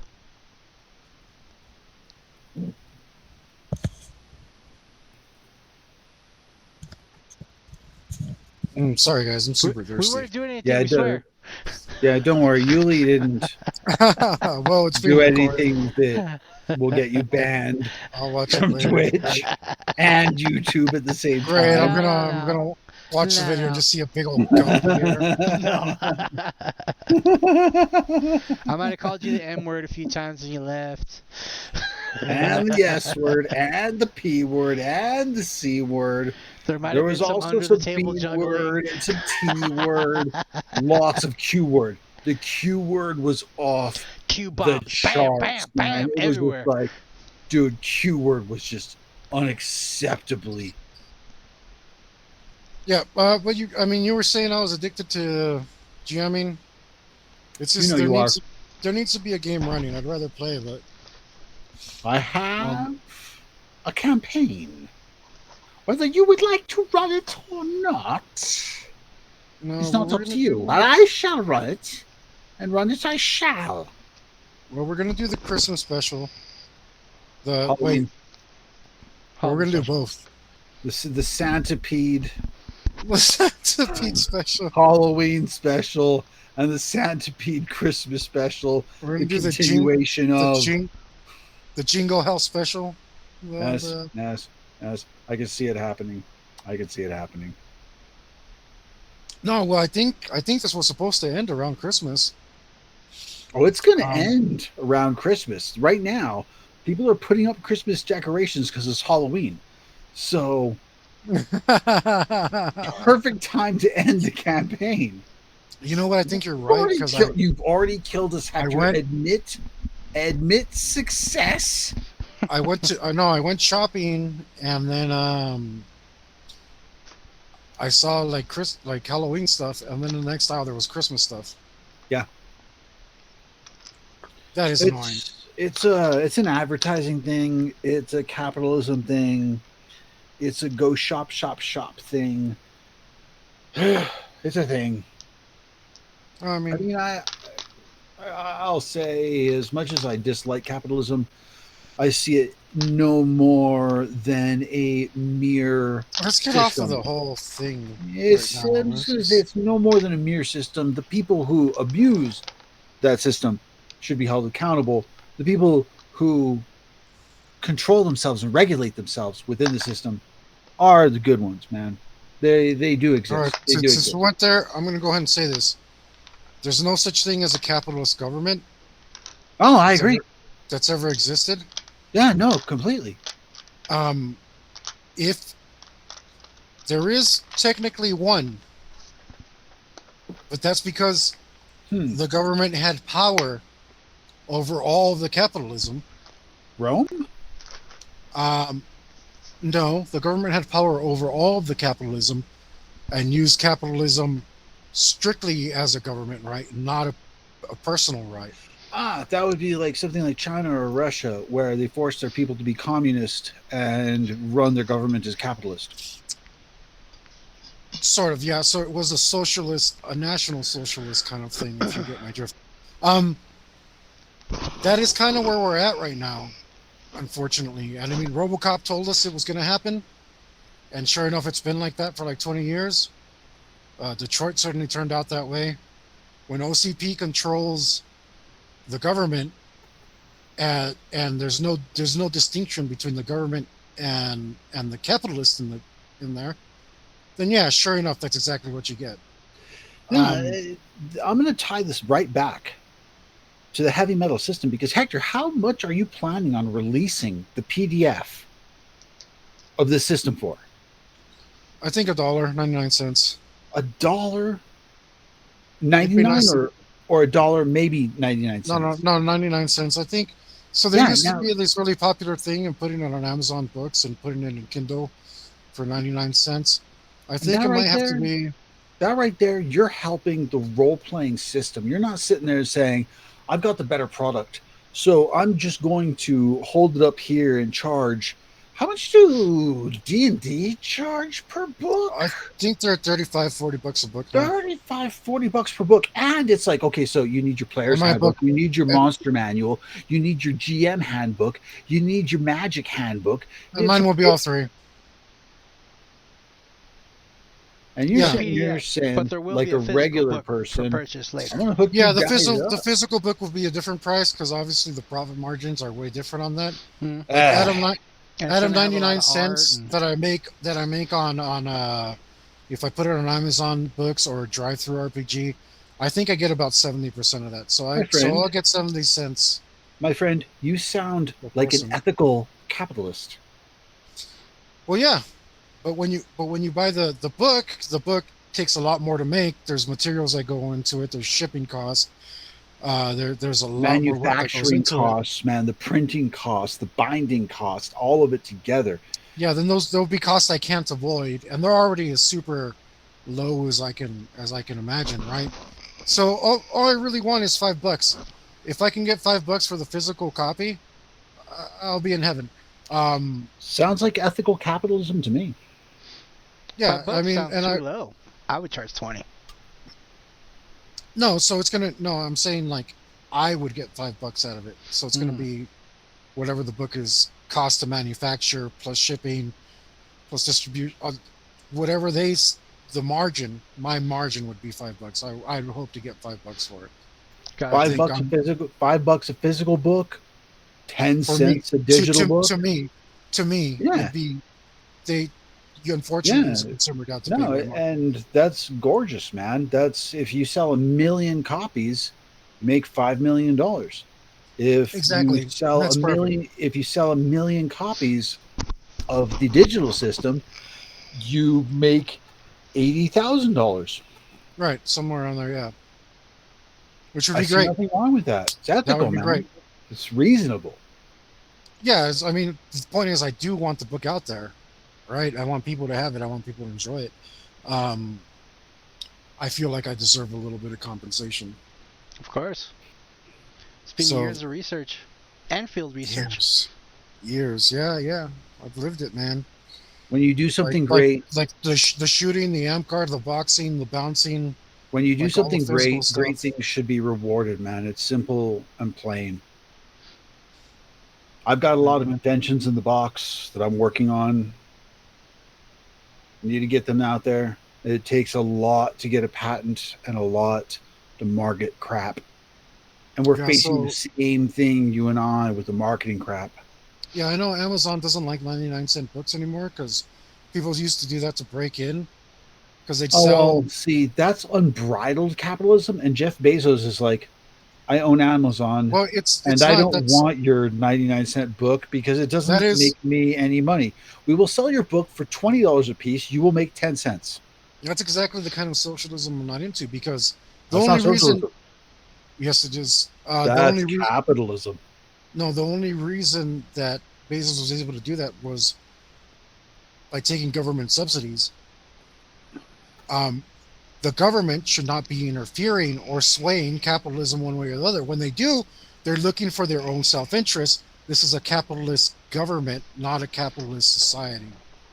And when you have the subsidized losses versus the privatized gains, that's a problem. That's a thing for another time. But Bezos himself, he will take your book and say, I will sell it for $10. You will get 10 cents a book. I will get $9.99 because I am promoting, distributing, and all the rest. And Sure, and the distributors do that too. Like you end up getting 30%, right? And that sounds, if, you say if, that if, no, the main five distributors of books, books. they give you about 30%, and that's pretty fair because the thing is, I'll agree. they push your book out to a market so wide, much wider than you could ever reach by yourself. So they do all the legwork for you. I agree. So that's why they're getting their cut. You know, like I agree. Now, here's two things from music. What first do you think is the band or single artist who made the most money off of any album per album? oh, wow, I have no idea, man. As far as music goes, I know who makes the most money touring. Money per album? I don't It's know. important. It's important because that's part of the entire capitalist system taking advantage of artists, especially musicians. Musicians are Back screwed worse back in than the day, it might writers have or been any- Michael Jackson. No, no, wait, Nope. wait, wait. It was Dolly Parton. Nope. It was. Metallica. Black Album, 1991, 10 cents per album. Any other artist was making somewhere around 5 to 8 cents per Oh wow. album.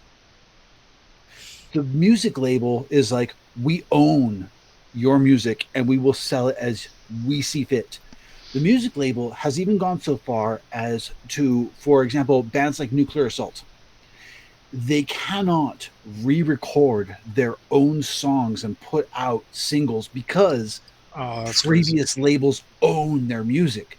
So they keep selling that music and making profit, massive profit, and saying, here's your 4 cents per album you were contracted to because the law says that we can. They're not the Yeah. nice kind of people like you, Hector, or you, Yuli, to where if you guys owned a record label, you guys would be like, dude, you're the artist. You totally get 51%.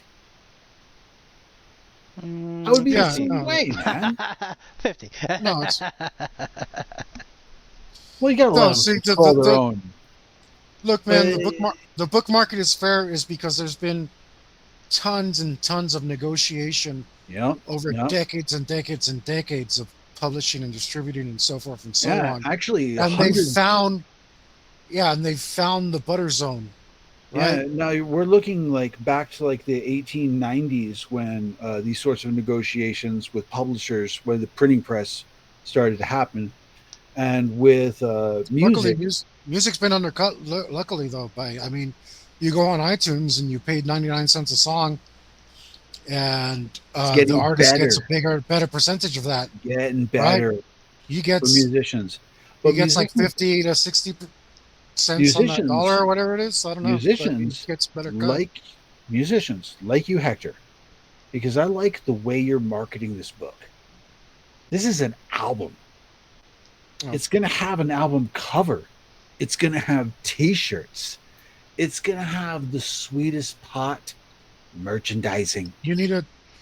I don't want to say. I'm not supposed to say anything. Don't say it. I Don't got say some. it. No, I got the designs already. I'm just looking for the platform.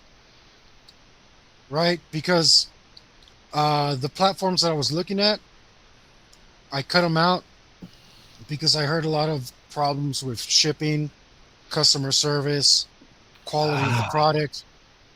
And I also don't want to have a super expensive product to give to people, right? So Yeah, it's been that's hard doing all this research. that's one of those things, man. When you're looking at merchandising, as far as any entrepreneurship goes, man, when you're selling art, you can't sell the art itself. I mean, Mm, you can, but you can't. If you're a writer, you sell your writings and they're gone. Maybe if you're lucky, you get some royalties off of them. Otherwise, you're sold a lump sum. Same goes for music. Same goes for an artist. You sell your painting and it's done. It's gone. But if you can merchandise, you need good distributors. You need ethical yeah, so people it's working behind you who are giving you a fair cut because they're like, hey, yeah, dude, we'd love to sell your t shirts for $40 a piece because we're going to make $18 off of every $2 t shirt from Indonesia with your print on it. And we'll give you a whole 2 cents for your design. yeah, and there's a little bit of that going on. It sucks because the last print on demand service that I used, um, they I mean, they didn't treat me as badly as everybody else was saying, but I looked them up and I couldn't decided not to go with them. They totally like had a fake mock-up. That's what it's called. So you do a mock-up, you're like, oh, okay, this is what the product's going to look like. And it's not. They gave me this skimpy little shrunken design. And I was like, why did you do that? Like, it doesn't. And then you charge me $65 for it. You know, it's like get out of here with that. Like, I would have, I That's would have, unethical. I would have gladly for the mock-up that they showed me, I would have gladly paid the price they had set. I would have paid a little more. But then when they gave me a shrunken design, I was just like, well, this was a Christmas gift. There's no time to get another one. And they're sitting there like, the law said I could. Mm. Or they were just shifty, so I can't. Yeah, that's where the shiftiness comes from, man. When you're looking at a purely capitalist system, whatever you can get away with is fine to maximize Like profits. I still take have deference to the way that you use that word. If it was purely capitalism, then they would have had to honor what they said they were doing. Because Nope. no, you're absolutely wrong on this one, sir. Because if they had given me the thing that they promised me, that would have been purely capitalism. When if you That would be ethical capitalism to where they honored their shit. Otherwise, pure capitalism is ethical capitalism. they'll There's screw no you in any way they can and wait for the next sucker to come in and say, oops, sorry, I screwed you too. if I had lied to you about what I'm giving to you, that's theft. That's not capitalism. That's a scam. When the law says it's not theft, There's no law. I mean, a lot of people complain, and some people get some of their money back, and some people don't. It's just the thing is, it's how are you going to sue somebody for $5, for $30, for $60? Um, yeah, no, I mean, where do you because you turn to a lawyer and lawyer will say to you, absolutely, we can recover your $40. It give me will a only three thousand cost you cost you $30,000. yeah, no, don't worry. It only costs you $3,000, and we'll Three get your 30. We got no court fees. some We got no court fees, buddy. What do you think? I'm some sort of ethical lawyer? no The no law says I can, so I will. lawyers are more affordable than you think. It would Yeah, only the guy cost you that says, $3,000 to get your $50 back. and the lawyer will say, "Wait, I mean, hold on. Your case is somewhere here, but I mean, hold on. Okay, what was your case?" The first and only time I hired a lawyer, it was $200. Yeah, that's cool. Do you mind if I Oh, ask what And you parking had? ticket lawyer. Nah, I was first time offense. I had a little bit of the green stuff on me. Oh, I didn't even see the judge. I went to court, and he's like, all right, take a seat. That's actually... I sat in the freaking waiting room. He was gone for 2 seconds, came back, and was like, all right, I'm going to put you in the first offenders program. We're done. I'm like, okay. Yeah. 6 months probation. That's pretty terrible, man. It was super terrible, But, especially when it wasn't a selling amount or anything. Like, it was barely personal use amount. But that goes along the same lines of those parking ticket lawyers who are like, yeah, I can make that go away. Your parking ticket is $200. Pay me $100, and I'll make that thing go away. You know, you're looking at jail time. They're like, we'll get you probation. Give me $200. I'll make that go away. We got you probation. Back. It's not.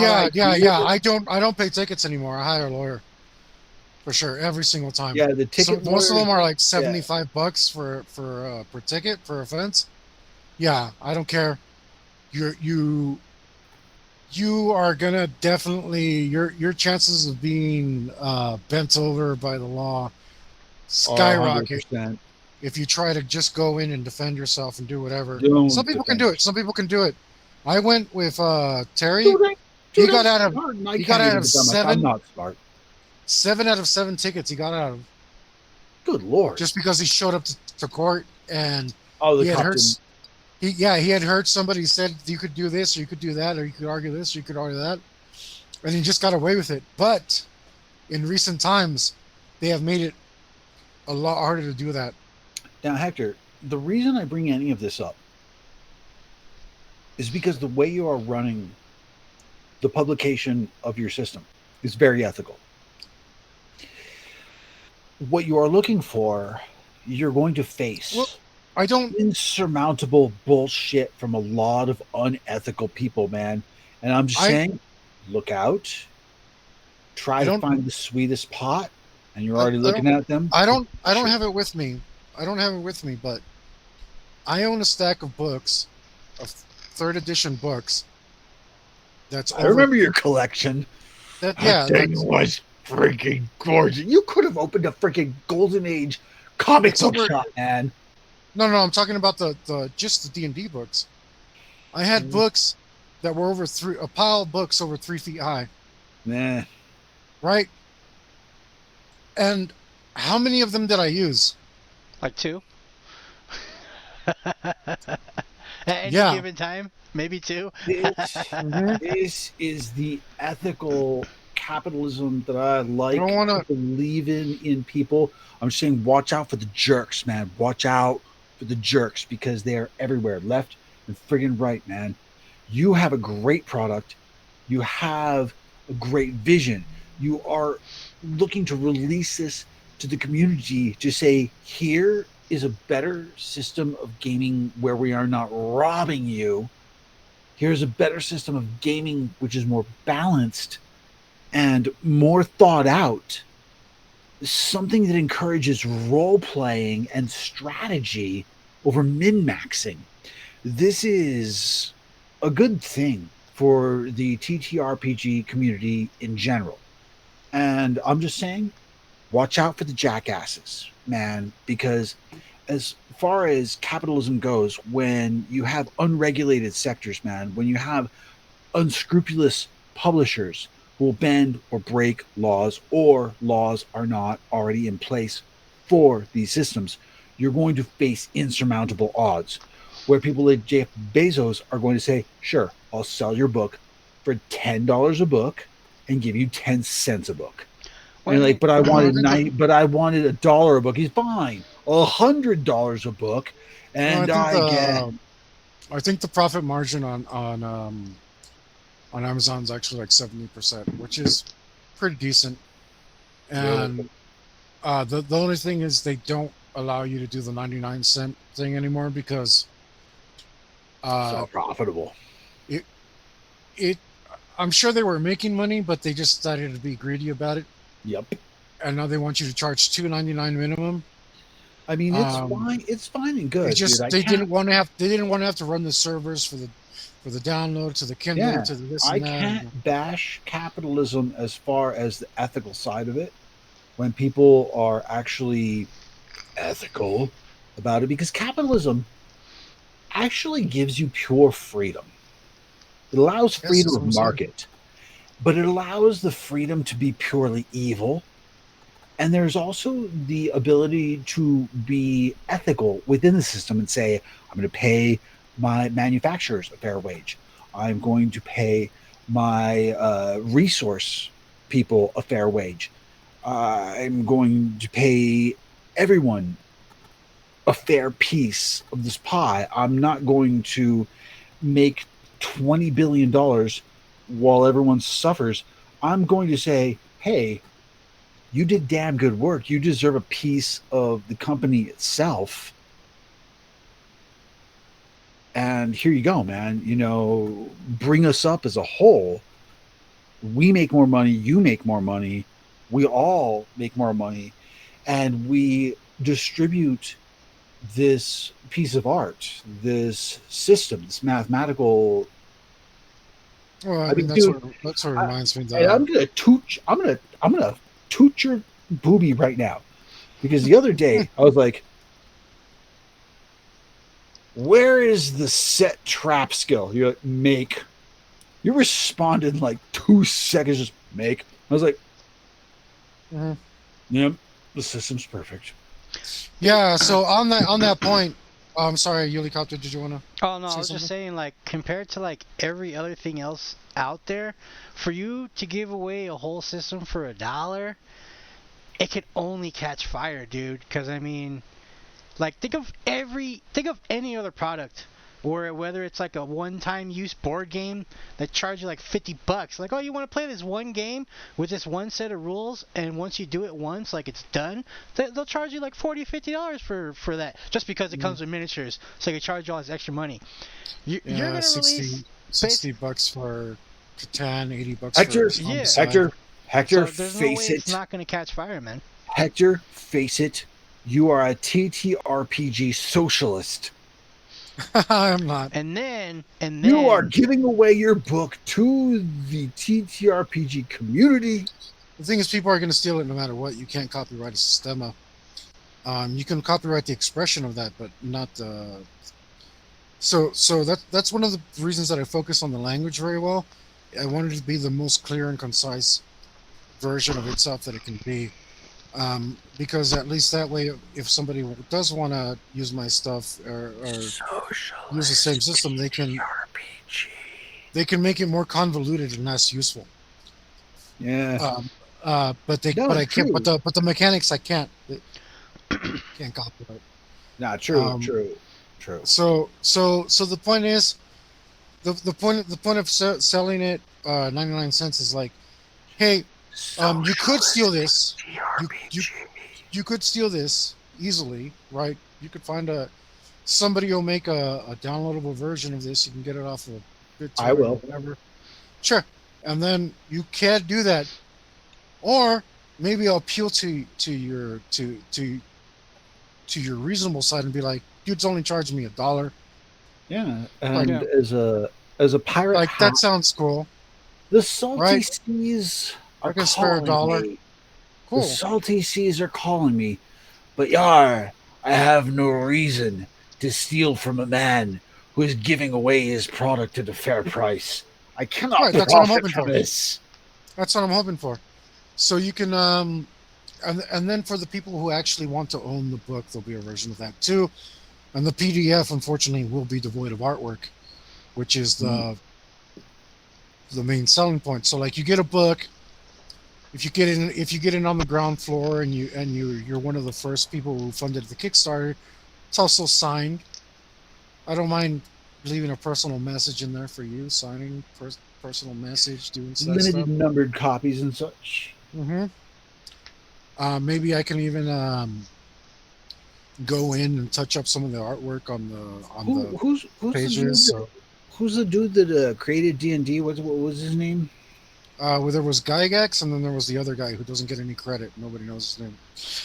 We'll go with Gygax. We'll go with Gygax then. Sure. Okay, say you picked up a book that was a limited run, say 1,000 print, and you had number 1 signed by Gygax. Yeah, it'd be worth some money. I'd like to think so. Yeah, Even that'd if be you had worth number betting. 1000 signed by Gygax. Also, interesting numbers: 666, 333, 111, 777. Exactly, man. The one that happened on the date of the book, stuff like that. Those end up being worth more because they're just neat. Exactly. Deep collectors like them and And stuff. because it was limited to One, 1000 copies. one's the best. The very I first. mean, That if you that does put it. out infinite copies of the physical book, it makes it worthless. If you put out infinite copies of the PDF, yeah, sure. But if you have a signed copy of this thing, Be fun. pretty much reason to buy the book to go out and actually spend the damn $10, Yeah, I'm hoping. not I'm hoping. $20, not $40, not $50 for the damn book, signed, dated, numbered, 1000 copy limited run. The PDF is out there. You can pay 99 cents for it. You can get it pirated. Who the hell cares? Yeah, I'm hoping. Excuse me. I'm hoping the PDF helps fund the book, right? Well, yeah, but people are going to pirate it, man. People are jerks. People are pirating it. That's fine as long as they're playing my game instead of the crappy D&D stuff. And, Either and, way, it's free advertising. Yeah, and when you do price your game, and so hopefully low, they can. Hopefully they can it's get our app right. it's like the humble bundles. There are games that were bundled together. I'm pretty sure a lot of people are familiar with them. A lot of people are not. And you would get like two really amazing games and some okay games, and you could buy them for a penny. And the Linux users, for some reason, on average, bought them for $20 a piece because they were like, hey, you want this free game that you can donate to me to buy the game? Because I'm not asking you to buy the game. I'm just saying, hey, you can. And Linux users Yeah, were like, here's $20. And yeah, Windows users were like, all right, here's like $5. Apple users, on average, $1. I was yeah. gonna Well, say, can you Linux say? users understand. Screw you, Apple. So Bull Linux users understand that big fit. I'm not talking helping about the phones. I'm the people that eat apples. I don't have anything against Lin, people that. The that new iPhone has C-type charging. That's all I gotta say. what is that? The I'm gonna USB-Cs, off-string juggle. the charging cables. Yeah, The new iPhone uses what Android phones have been using for years. forever As and their new ever. Of course, chargers. they're Yep. finally catching up. Yep. That's what they're always Because behind. iPhone sucks. Sorry. No, man. I mean, They're always behind. Remember okay, a look, few years ago when they got yeah, Swipe? They were gentlemen, like, gentlemen, I've had that for I 5 years. Thank you. gentlemen, I must counter you with Android phones for about 10 years had about maybe 17 different chargers that only fit their own phone, Nokia, Motorola, this or that. And every year they would switch chargers until a law was put in that said I never you owned one like that. cannot switch chargers.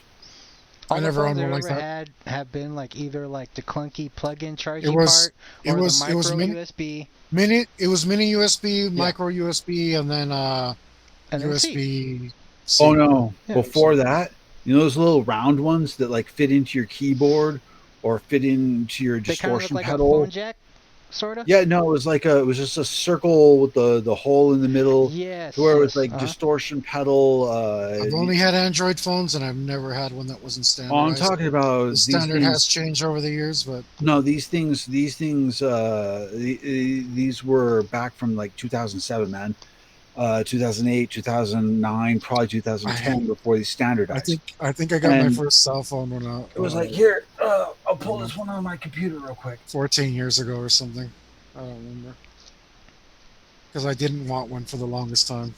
My first cell phone was a peanut, and it was like this big and like this fat, and it was shaped like a peanut. These phones had these round connectors, man. The ones that went into your standard chargers from the 90s and the late 80s. They were the round ones, man. I already said that. But what I'm saying is they didn't standardize. They were throwing away chargers left and right. And when they did standardize, Apple was exempt from this crap Mm. because they didn't have the round chargers. They had these stupid fire chargers and paid a lot of money to sway a lot of laws. No, I mean, I don't, I don't know. There's definitely some shifty stuff going into it. I'm just not educated enough to know what it is. I know there's some. I kind of have a grasp of what you're talking about. I kind of get an idea. That's where I like, but I don't know. That's why I know like so. this system, because you are not taking advantage of any of that sort of crap in any sort of manner. Your system is the one book that comes out. There may be some compendiums that come out to further explain other dimensions.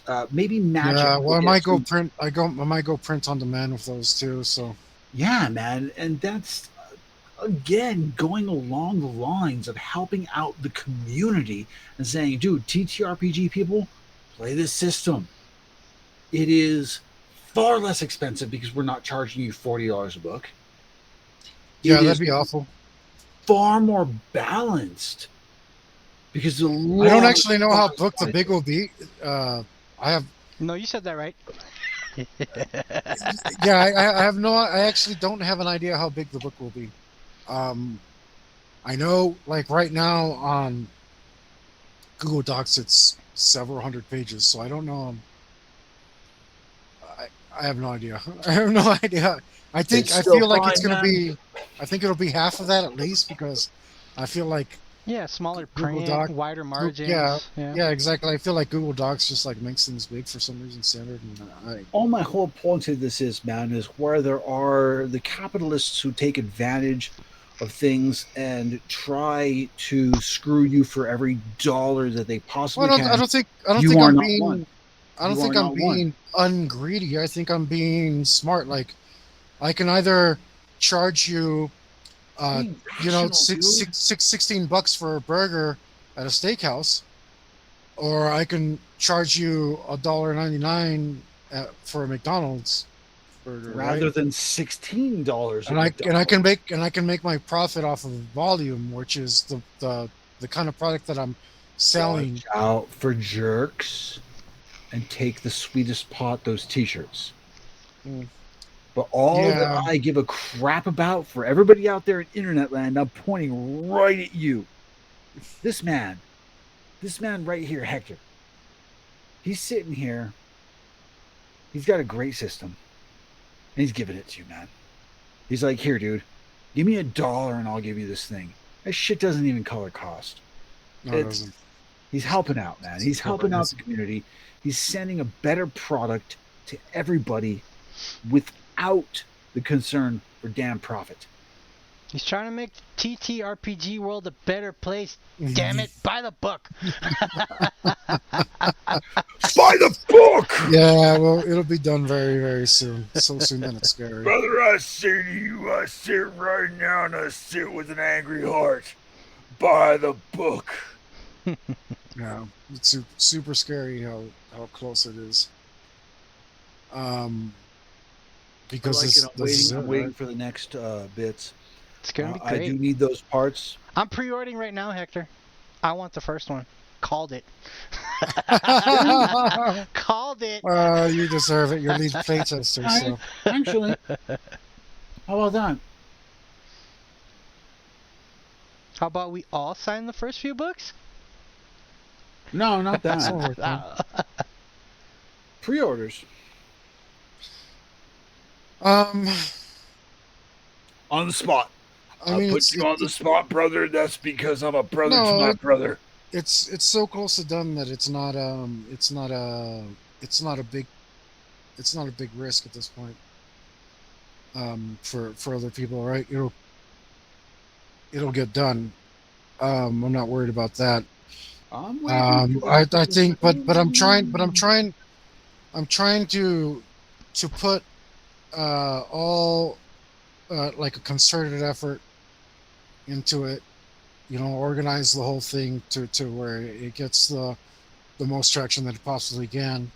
Right? Because I'm in a hole, and if I want to get out, I need to tread as much as I can at once to see if I can make it up and over, Mm-hmm. and outside and break through and do whatever that thing is. That's the way it works right now. So I'm just trying to put it all together as best I can. We're down here sitting at the bottom trying to get out of a damn hole. At the same time, pretty much, because I'm no one right now, right? If you pre-order, I can guarantee nothing. Exactly. But it's reasonably safe at this point because the damn thing is so close to done. Out, man. So the book is coming out. The book is coming out, but if you pre-order, I can't guarantee a single perk. That's up to Hector. Guarantee them perks, jerk. Well, I don't know. Like I said, I'm trying to sell the PDF to fund the physical copy, right? Here, how about this? And the physical copy will be full of art. How about this? Can I advertise a perk for pre-orders? Maybe. All right, it's simply this. For the first 10 people who order, you get 25% off. And yeah, I know you didn't expect that, huh? I didn't. You're giving my money away. Also, my profit margin for the first 25 books that are sold, and only the first 25 books, you get 25% off. You get the full art. You get Hector's signature, and you're guaranteed one of the 1 through 25 numbers. That'd be fair. Let's see. Let's hope nobody holds me to that. But yeah, sure, why not? Until the book comes out, dude. Here's the thing I might forget tomorrow. So yeah. It's already on tape, man. It's been recorded. And here's the thing. Right now, there's no books, so we're just three dumbasses sitting here spouting nonsense. But once a book is actually out there, man, that's when people are going to start to take interest. Because right now we're sitting here, we're playing the game, and it's like, oh yeah, it's three guys playing D&D. It's not that they're playing heavy metal. It's like they're playing D&D. Who cares? There's a lot of other people out there playing D&D. And there'll be interest, internet-wise, to be able to talk to you, the creator. I am not a creator. I am an art contributor. Yuli is the main test player. You can talk to us online. You can talk to us online, man. And no one's going to give a crap about talking to us online as the book's out there. Which, unfortunately, will be very soon. I just don't... Are you dreading it, Hector? Yeah, I am. Is it going to feel weird when the book's finally out? Yeah, for reals. Work will be done. You'll need something else to do. I will recruit you as one of my researchers for my projects.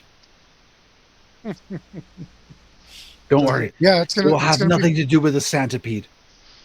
Will there be a lot of under the desk juggling?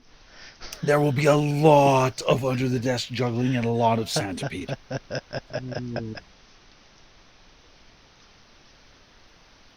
Under the desk juggalos. Horrible. Can I do this? Maybe, yeah, I guess so. What do you think? Should we call it there? Yeah, I'm good there. Okay, let's go ahead and sign off. Guys, thank you for joining us. We do have stuff coming up very soon. Hopefully next week I got an actual badass announcement for you. It's just been... Totally going to kill the crap out of us. It's been rough getting it together. No, well, we'll see what happens next week on Preternatural, because that was probably the most interesting episode that we've had. That was probably the most interesting episode we've ever had. And who knows if it'll even be a thing after next week, man. It's going to be crazy. I'm going to interrupt Hector again. Okay, go ahead. Because join us, purchase the system, because this is the first socialist movement Why toward, is it socialist? I don't because we're understand. helping out the TTRPG system. We're giving them a fair price. I don't know if that. Fair pricing is socialism, man. It basically comes down to it. You hate it, I don't you don't agree like with it, that up but there. you yourself, sir, are the first, I don't and know. you will be the I most disavow. glorious, even though you don't want to I'd be. rather be dead than red. Just so everyone knows. And here you are, propagating TTRPG There's a. Socialist socialism Messiah. towards. I want to Here make you are, money. I don't want yes. any socialist gaming. Socialism makes money Sounds just the same. awful. Socialism makes money that's just the same. And you, sir, are It going to doesn't. make money just the same by I providing a don't. product at a great price for the TTRPG community. You're offering a fantastic product. And yeah, I'm tooting your horn. I have tried to poke hole after hole after hole after hole into your system. I'm like, what? Because I'm sitting here It's well building thought the out. table. I'm building the tables. I'm building the sheets. I'm like, dude, Hector, what about this? And you're like, this. Oh, well, okay. But what about, oh, well, what you said earlier already covered. It's well thought Okay. out. It's But what about this? You know, this. okay. And So, guys, you're super selling important. it for 99 cents? If you see this before Halloween 2023, on the 30th, Monday, we are doing a Halloween special. It's going to be epic. It'll probably last around 6 hours. It's going to be horrible. It's going to be amazing. I'm going to terrorize Horrible. the living crap out of these guys. It's going to And be we'll have Halloween. special GM guests. wins. We're Snake. all dead. We're all Yeah, dead. I'll walk in there knowing I'm dead. I'm going to kill all of them for sure. Yeah, It's going to be awesome. Come and join me and maybe put your ideas in the chat when you start watching how it's going, and give me any ideas that you want to see how. I will absolutely lie about none of my roles and take How my you want death to as a man. terrorize and kill these guys? Actually, that's be pretty amazing. fun, man. If you can come up with something more creative than what I've got planned for them.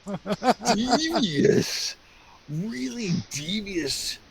Yeah. Something that will really scare the hell out of the characters. Something that will really trap them brutal. I don't know if I'm going to turn on the 18 plus setting. I don't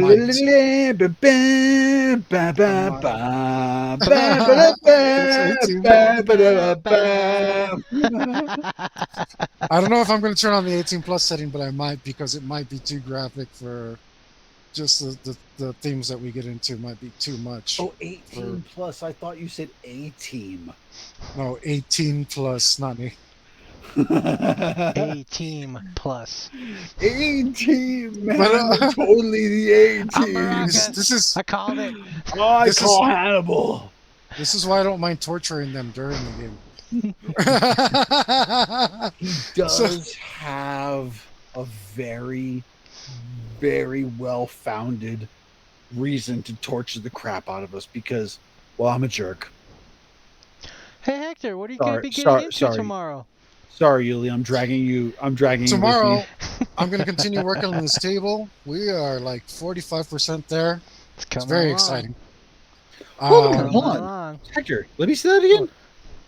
Dude, Show me the if I am not mistaken, can you trace your finger along the black line, the darkened smear? Like, get out the way, dude. Get out the way. What are you talking about? Well, watch. Look.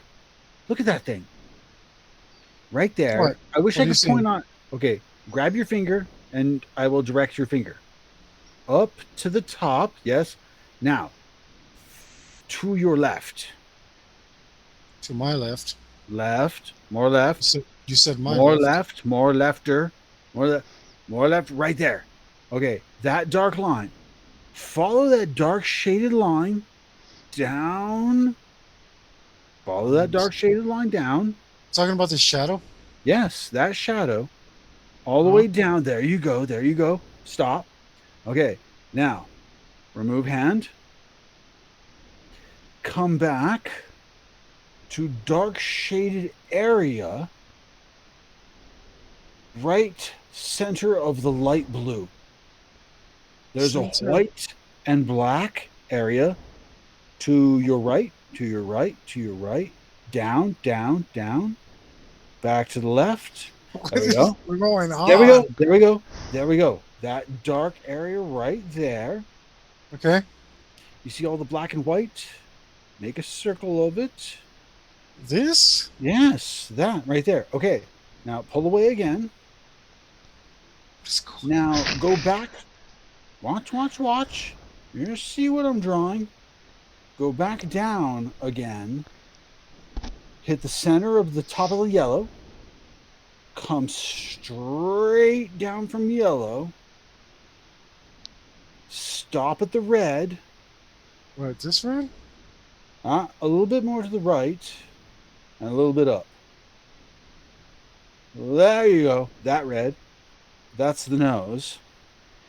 Down to the black below it. Hold on. Oh my god. No. Hold on. I know, I'm crazy. That's the teeth. Previous was the eyes. Previous was the black of the skull. You've drawn a skull on the table. Subliminal. Well, that was interesting. Look at that thing. Look, you see a Look skull at that on thing the now. Guys. Look at the back of the skull. The big shaded arc. Tomorrow I'll be working on this table. Look at the eye. To draw with me, you can come give me your art questions. Look at the TTRPG red questions. nose. Look at the black teeth. That is a skull. No, I will technically take about all it. of your questions. You can ask me pretty much whatever. That is Wow. bigger art within the small Might not be the art. answer you want, but Genius, it'll be an answer. sir. Hit us up on Instagram at Heavy Metal 2023, where you can find all the links to Hector's work down below the pictures. And you can go to Reddit. I'm banned from Reddit. Our moderator on Heavy Metal For is... those who aren't banned, they can find us on Reddit at... You can still post there? /r Heavy Metal? No? Yeah, that's the sub. I cannot post there because I'm banned because I harassed a bot. Hey man, robots and peoples too. Yes, apparently Remember to come back. Remember to come back every Monday and check out the Preternatural show. If it continues, hopefully the guys don't die because it's a real game. Real stakes. We're dead. And they might not make it. We are not gonna make it. So maybe let's hope next week isn't the last episode. Witness the death of We've been hoping for more. and Dan Remington. We have I been, will live to week. see my auto crossbow, whether I am a good guy or not, when it happens. Yeah, we don't know. And then we do the after show every Monday. And if you want to catch up with what you've missed so far, go down in the links and get onto my YouTube channel. Check out my YouTube stuff. So you can catch up with the story so far. It's been We do pretty appreciate your satisfying YouTube views. For the first 10 YouTube subscribers who contact Hector directly will be provided a numbered 1 through 10 book. Guys, hit me up. I'm open for commissions. Right now, I'm not super busy, so I'm being reasonably priced. When I get busier, For these the prices are going to first disappear. So YouTube subscriber, Hector is offering a 10% off discount. He will absolutely do your drawing for $90 rather than $100. Use promo Stop code giving Yuli my said money it away. first. For 10% off your next commission. Oh man, that's it, guys. Let's sign off. Let's get out of here. Hector hates us.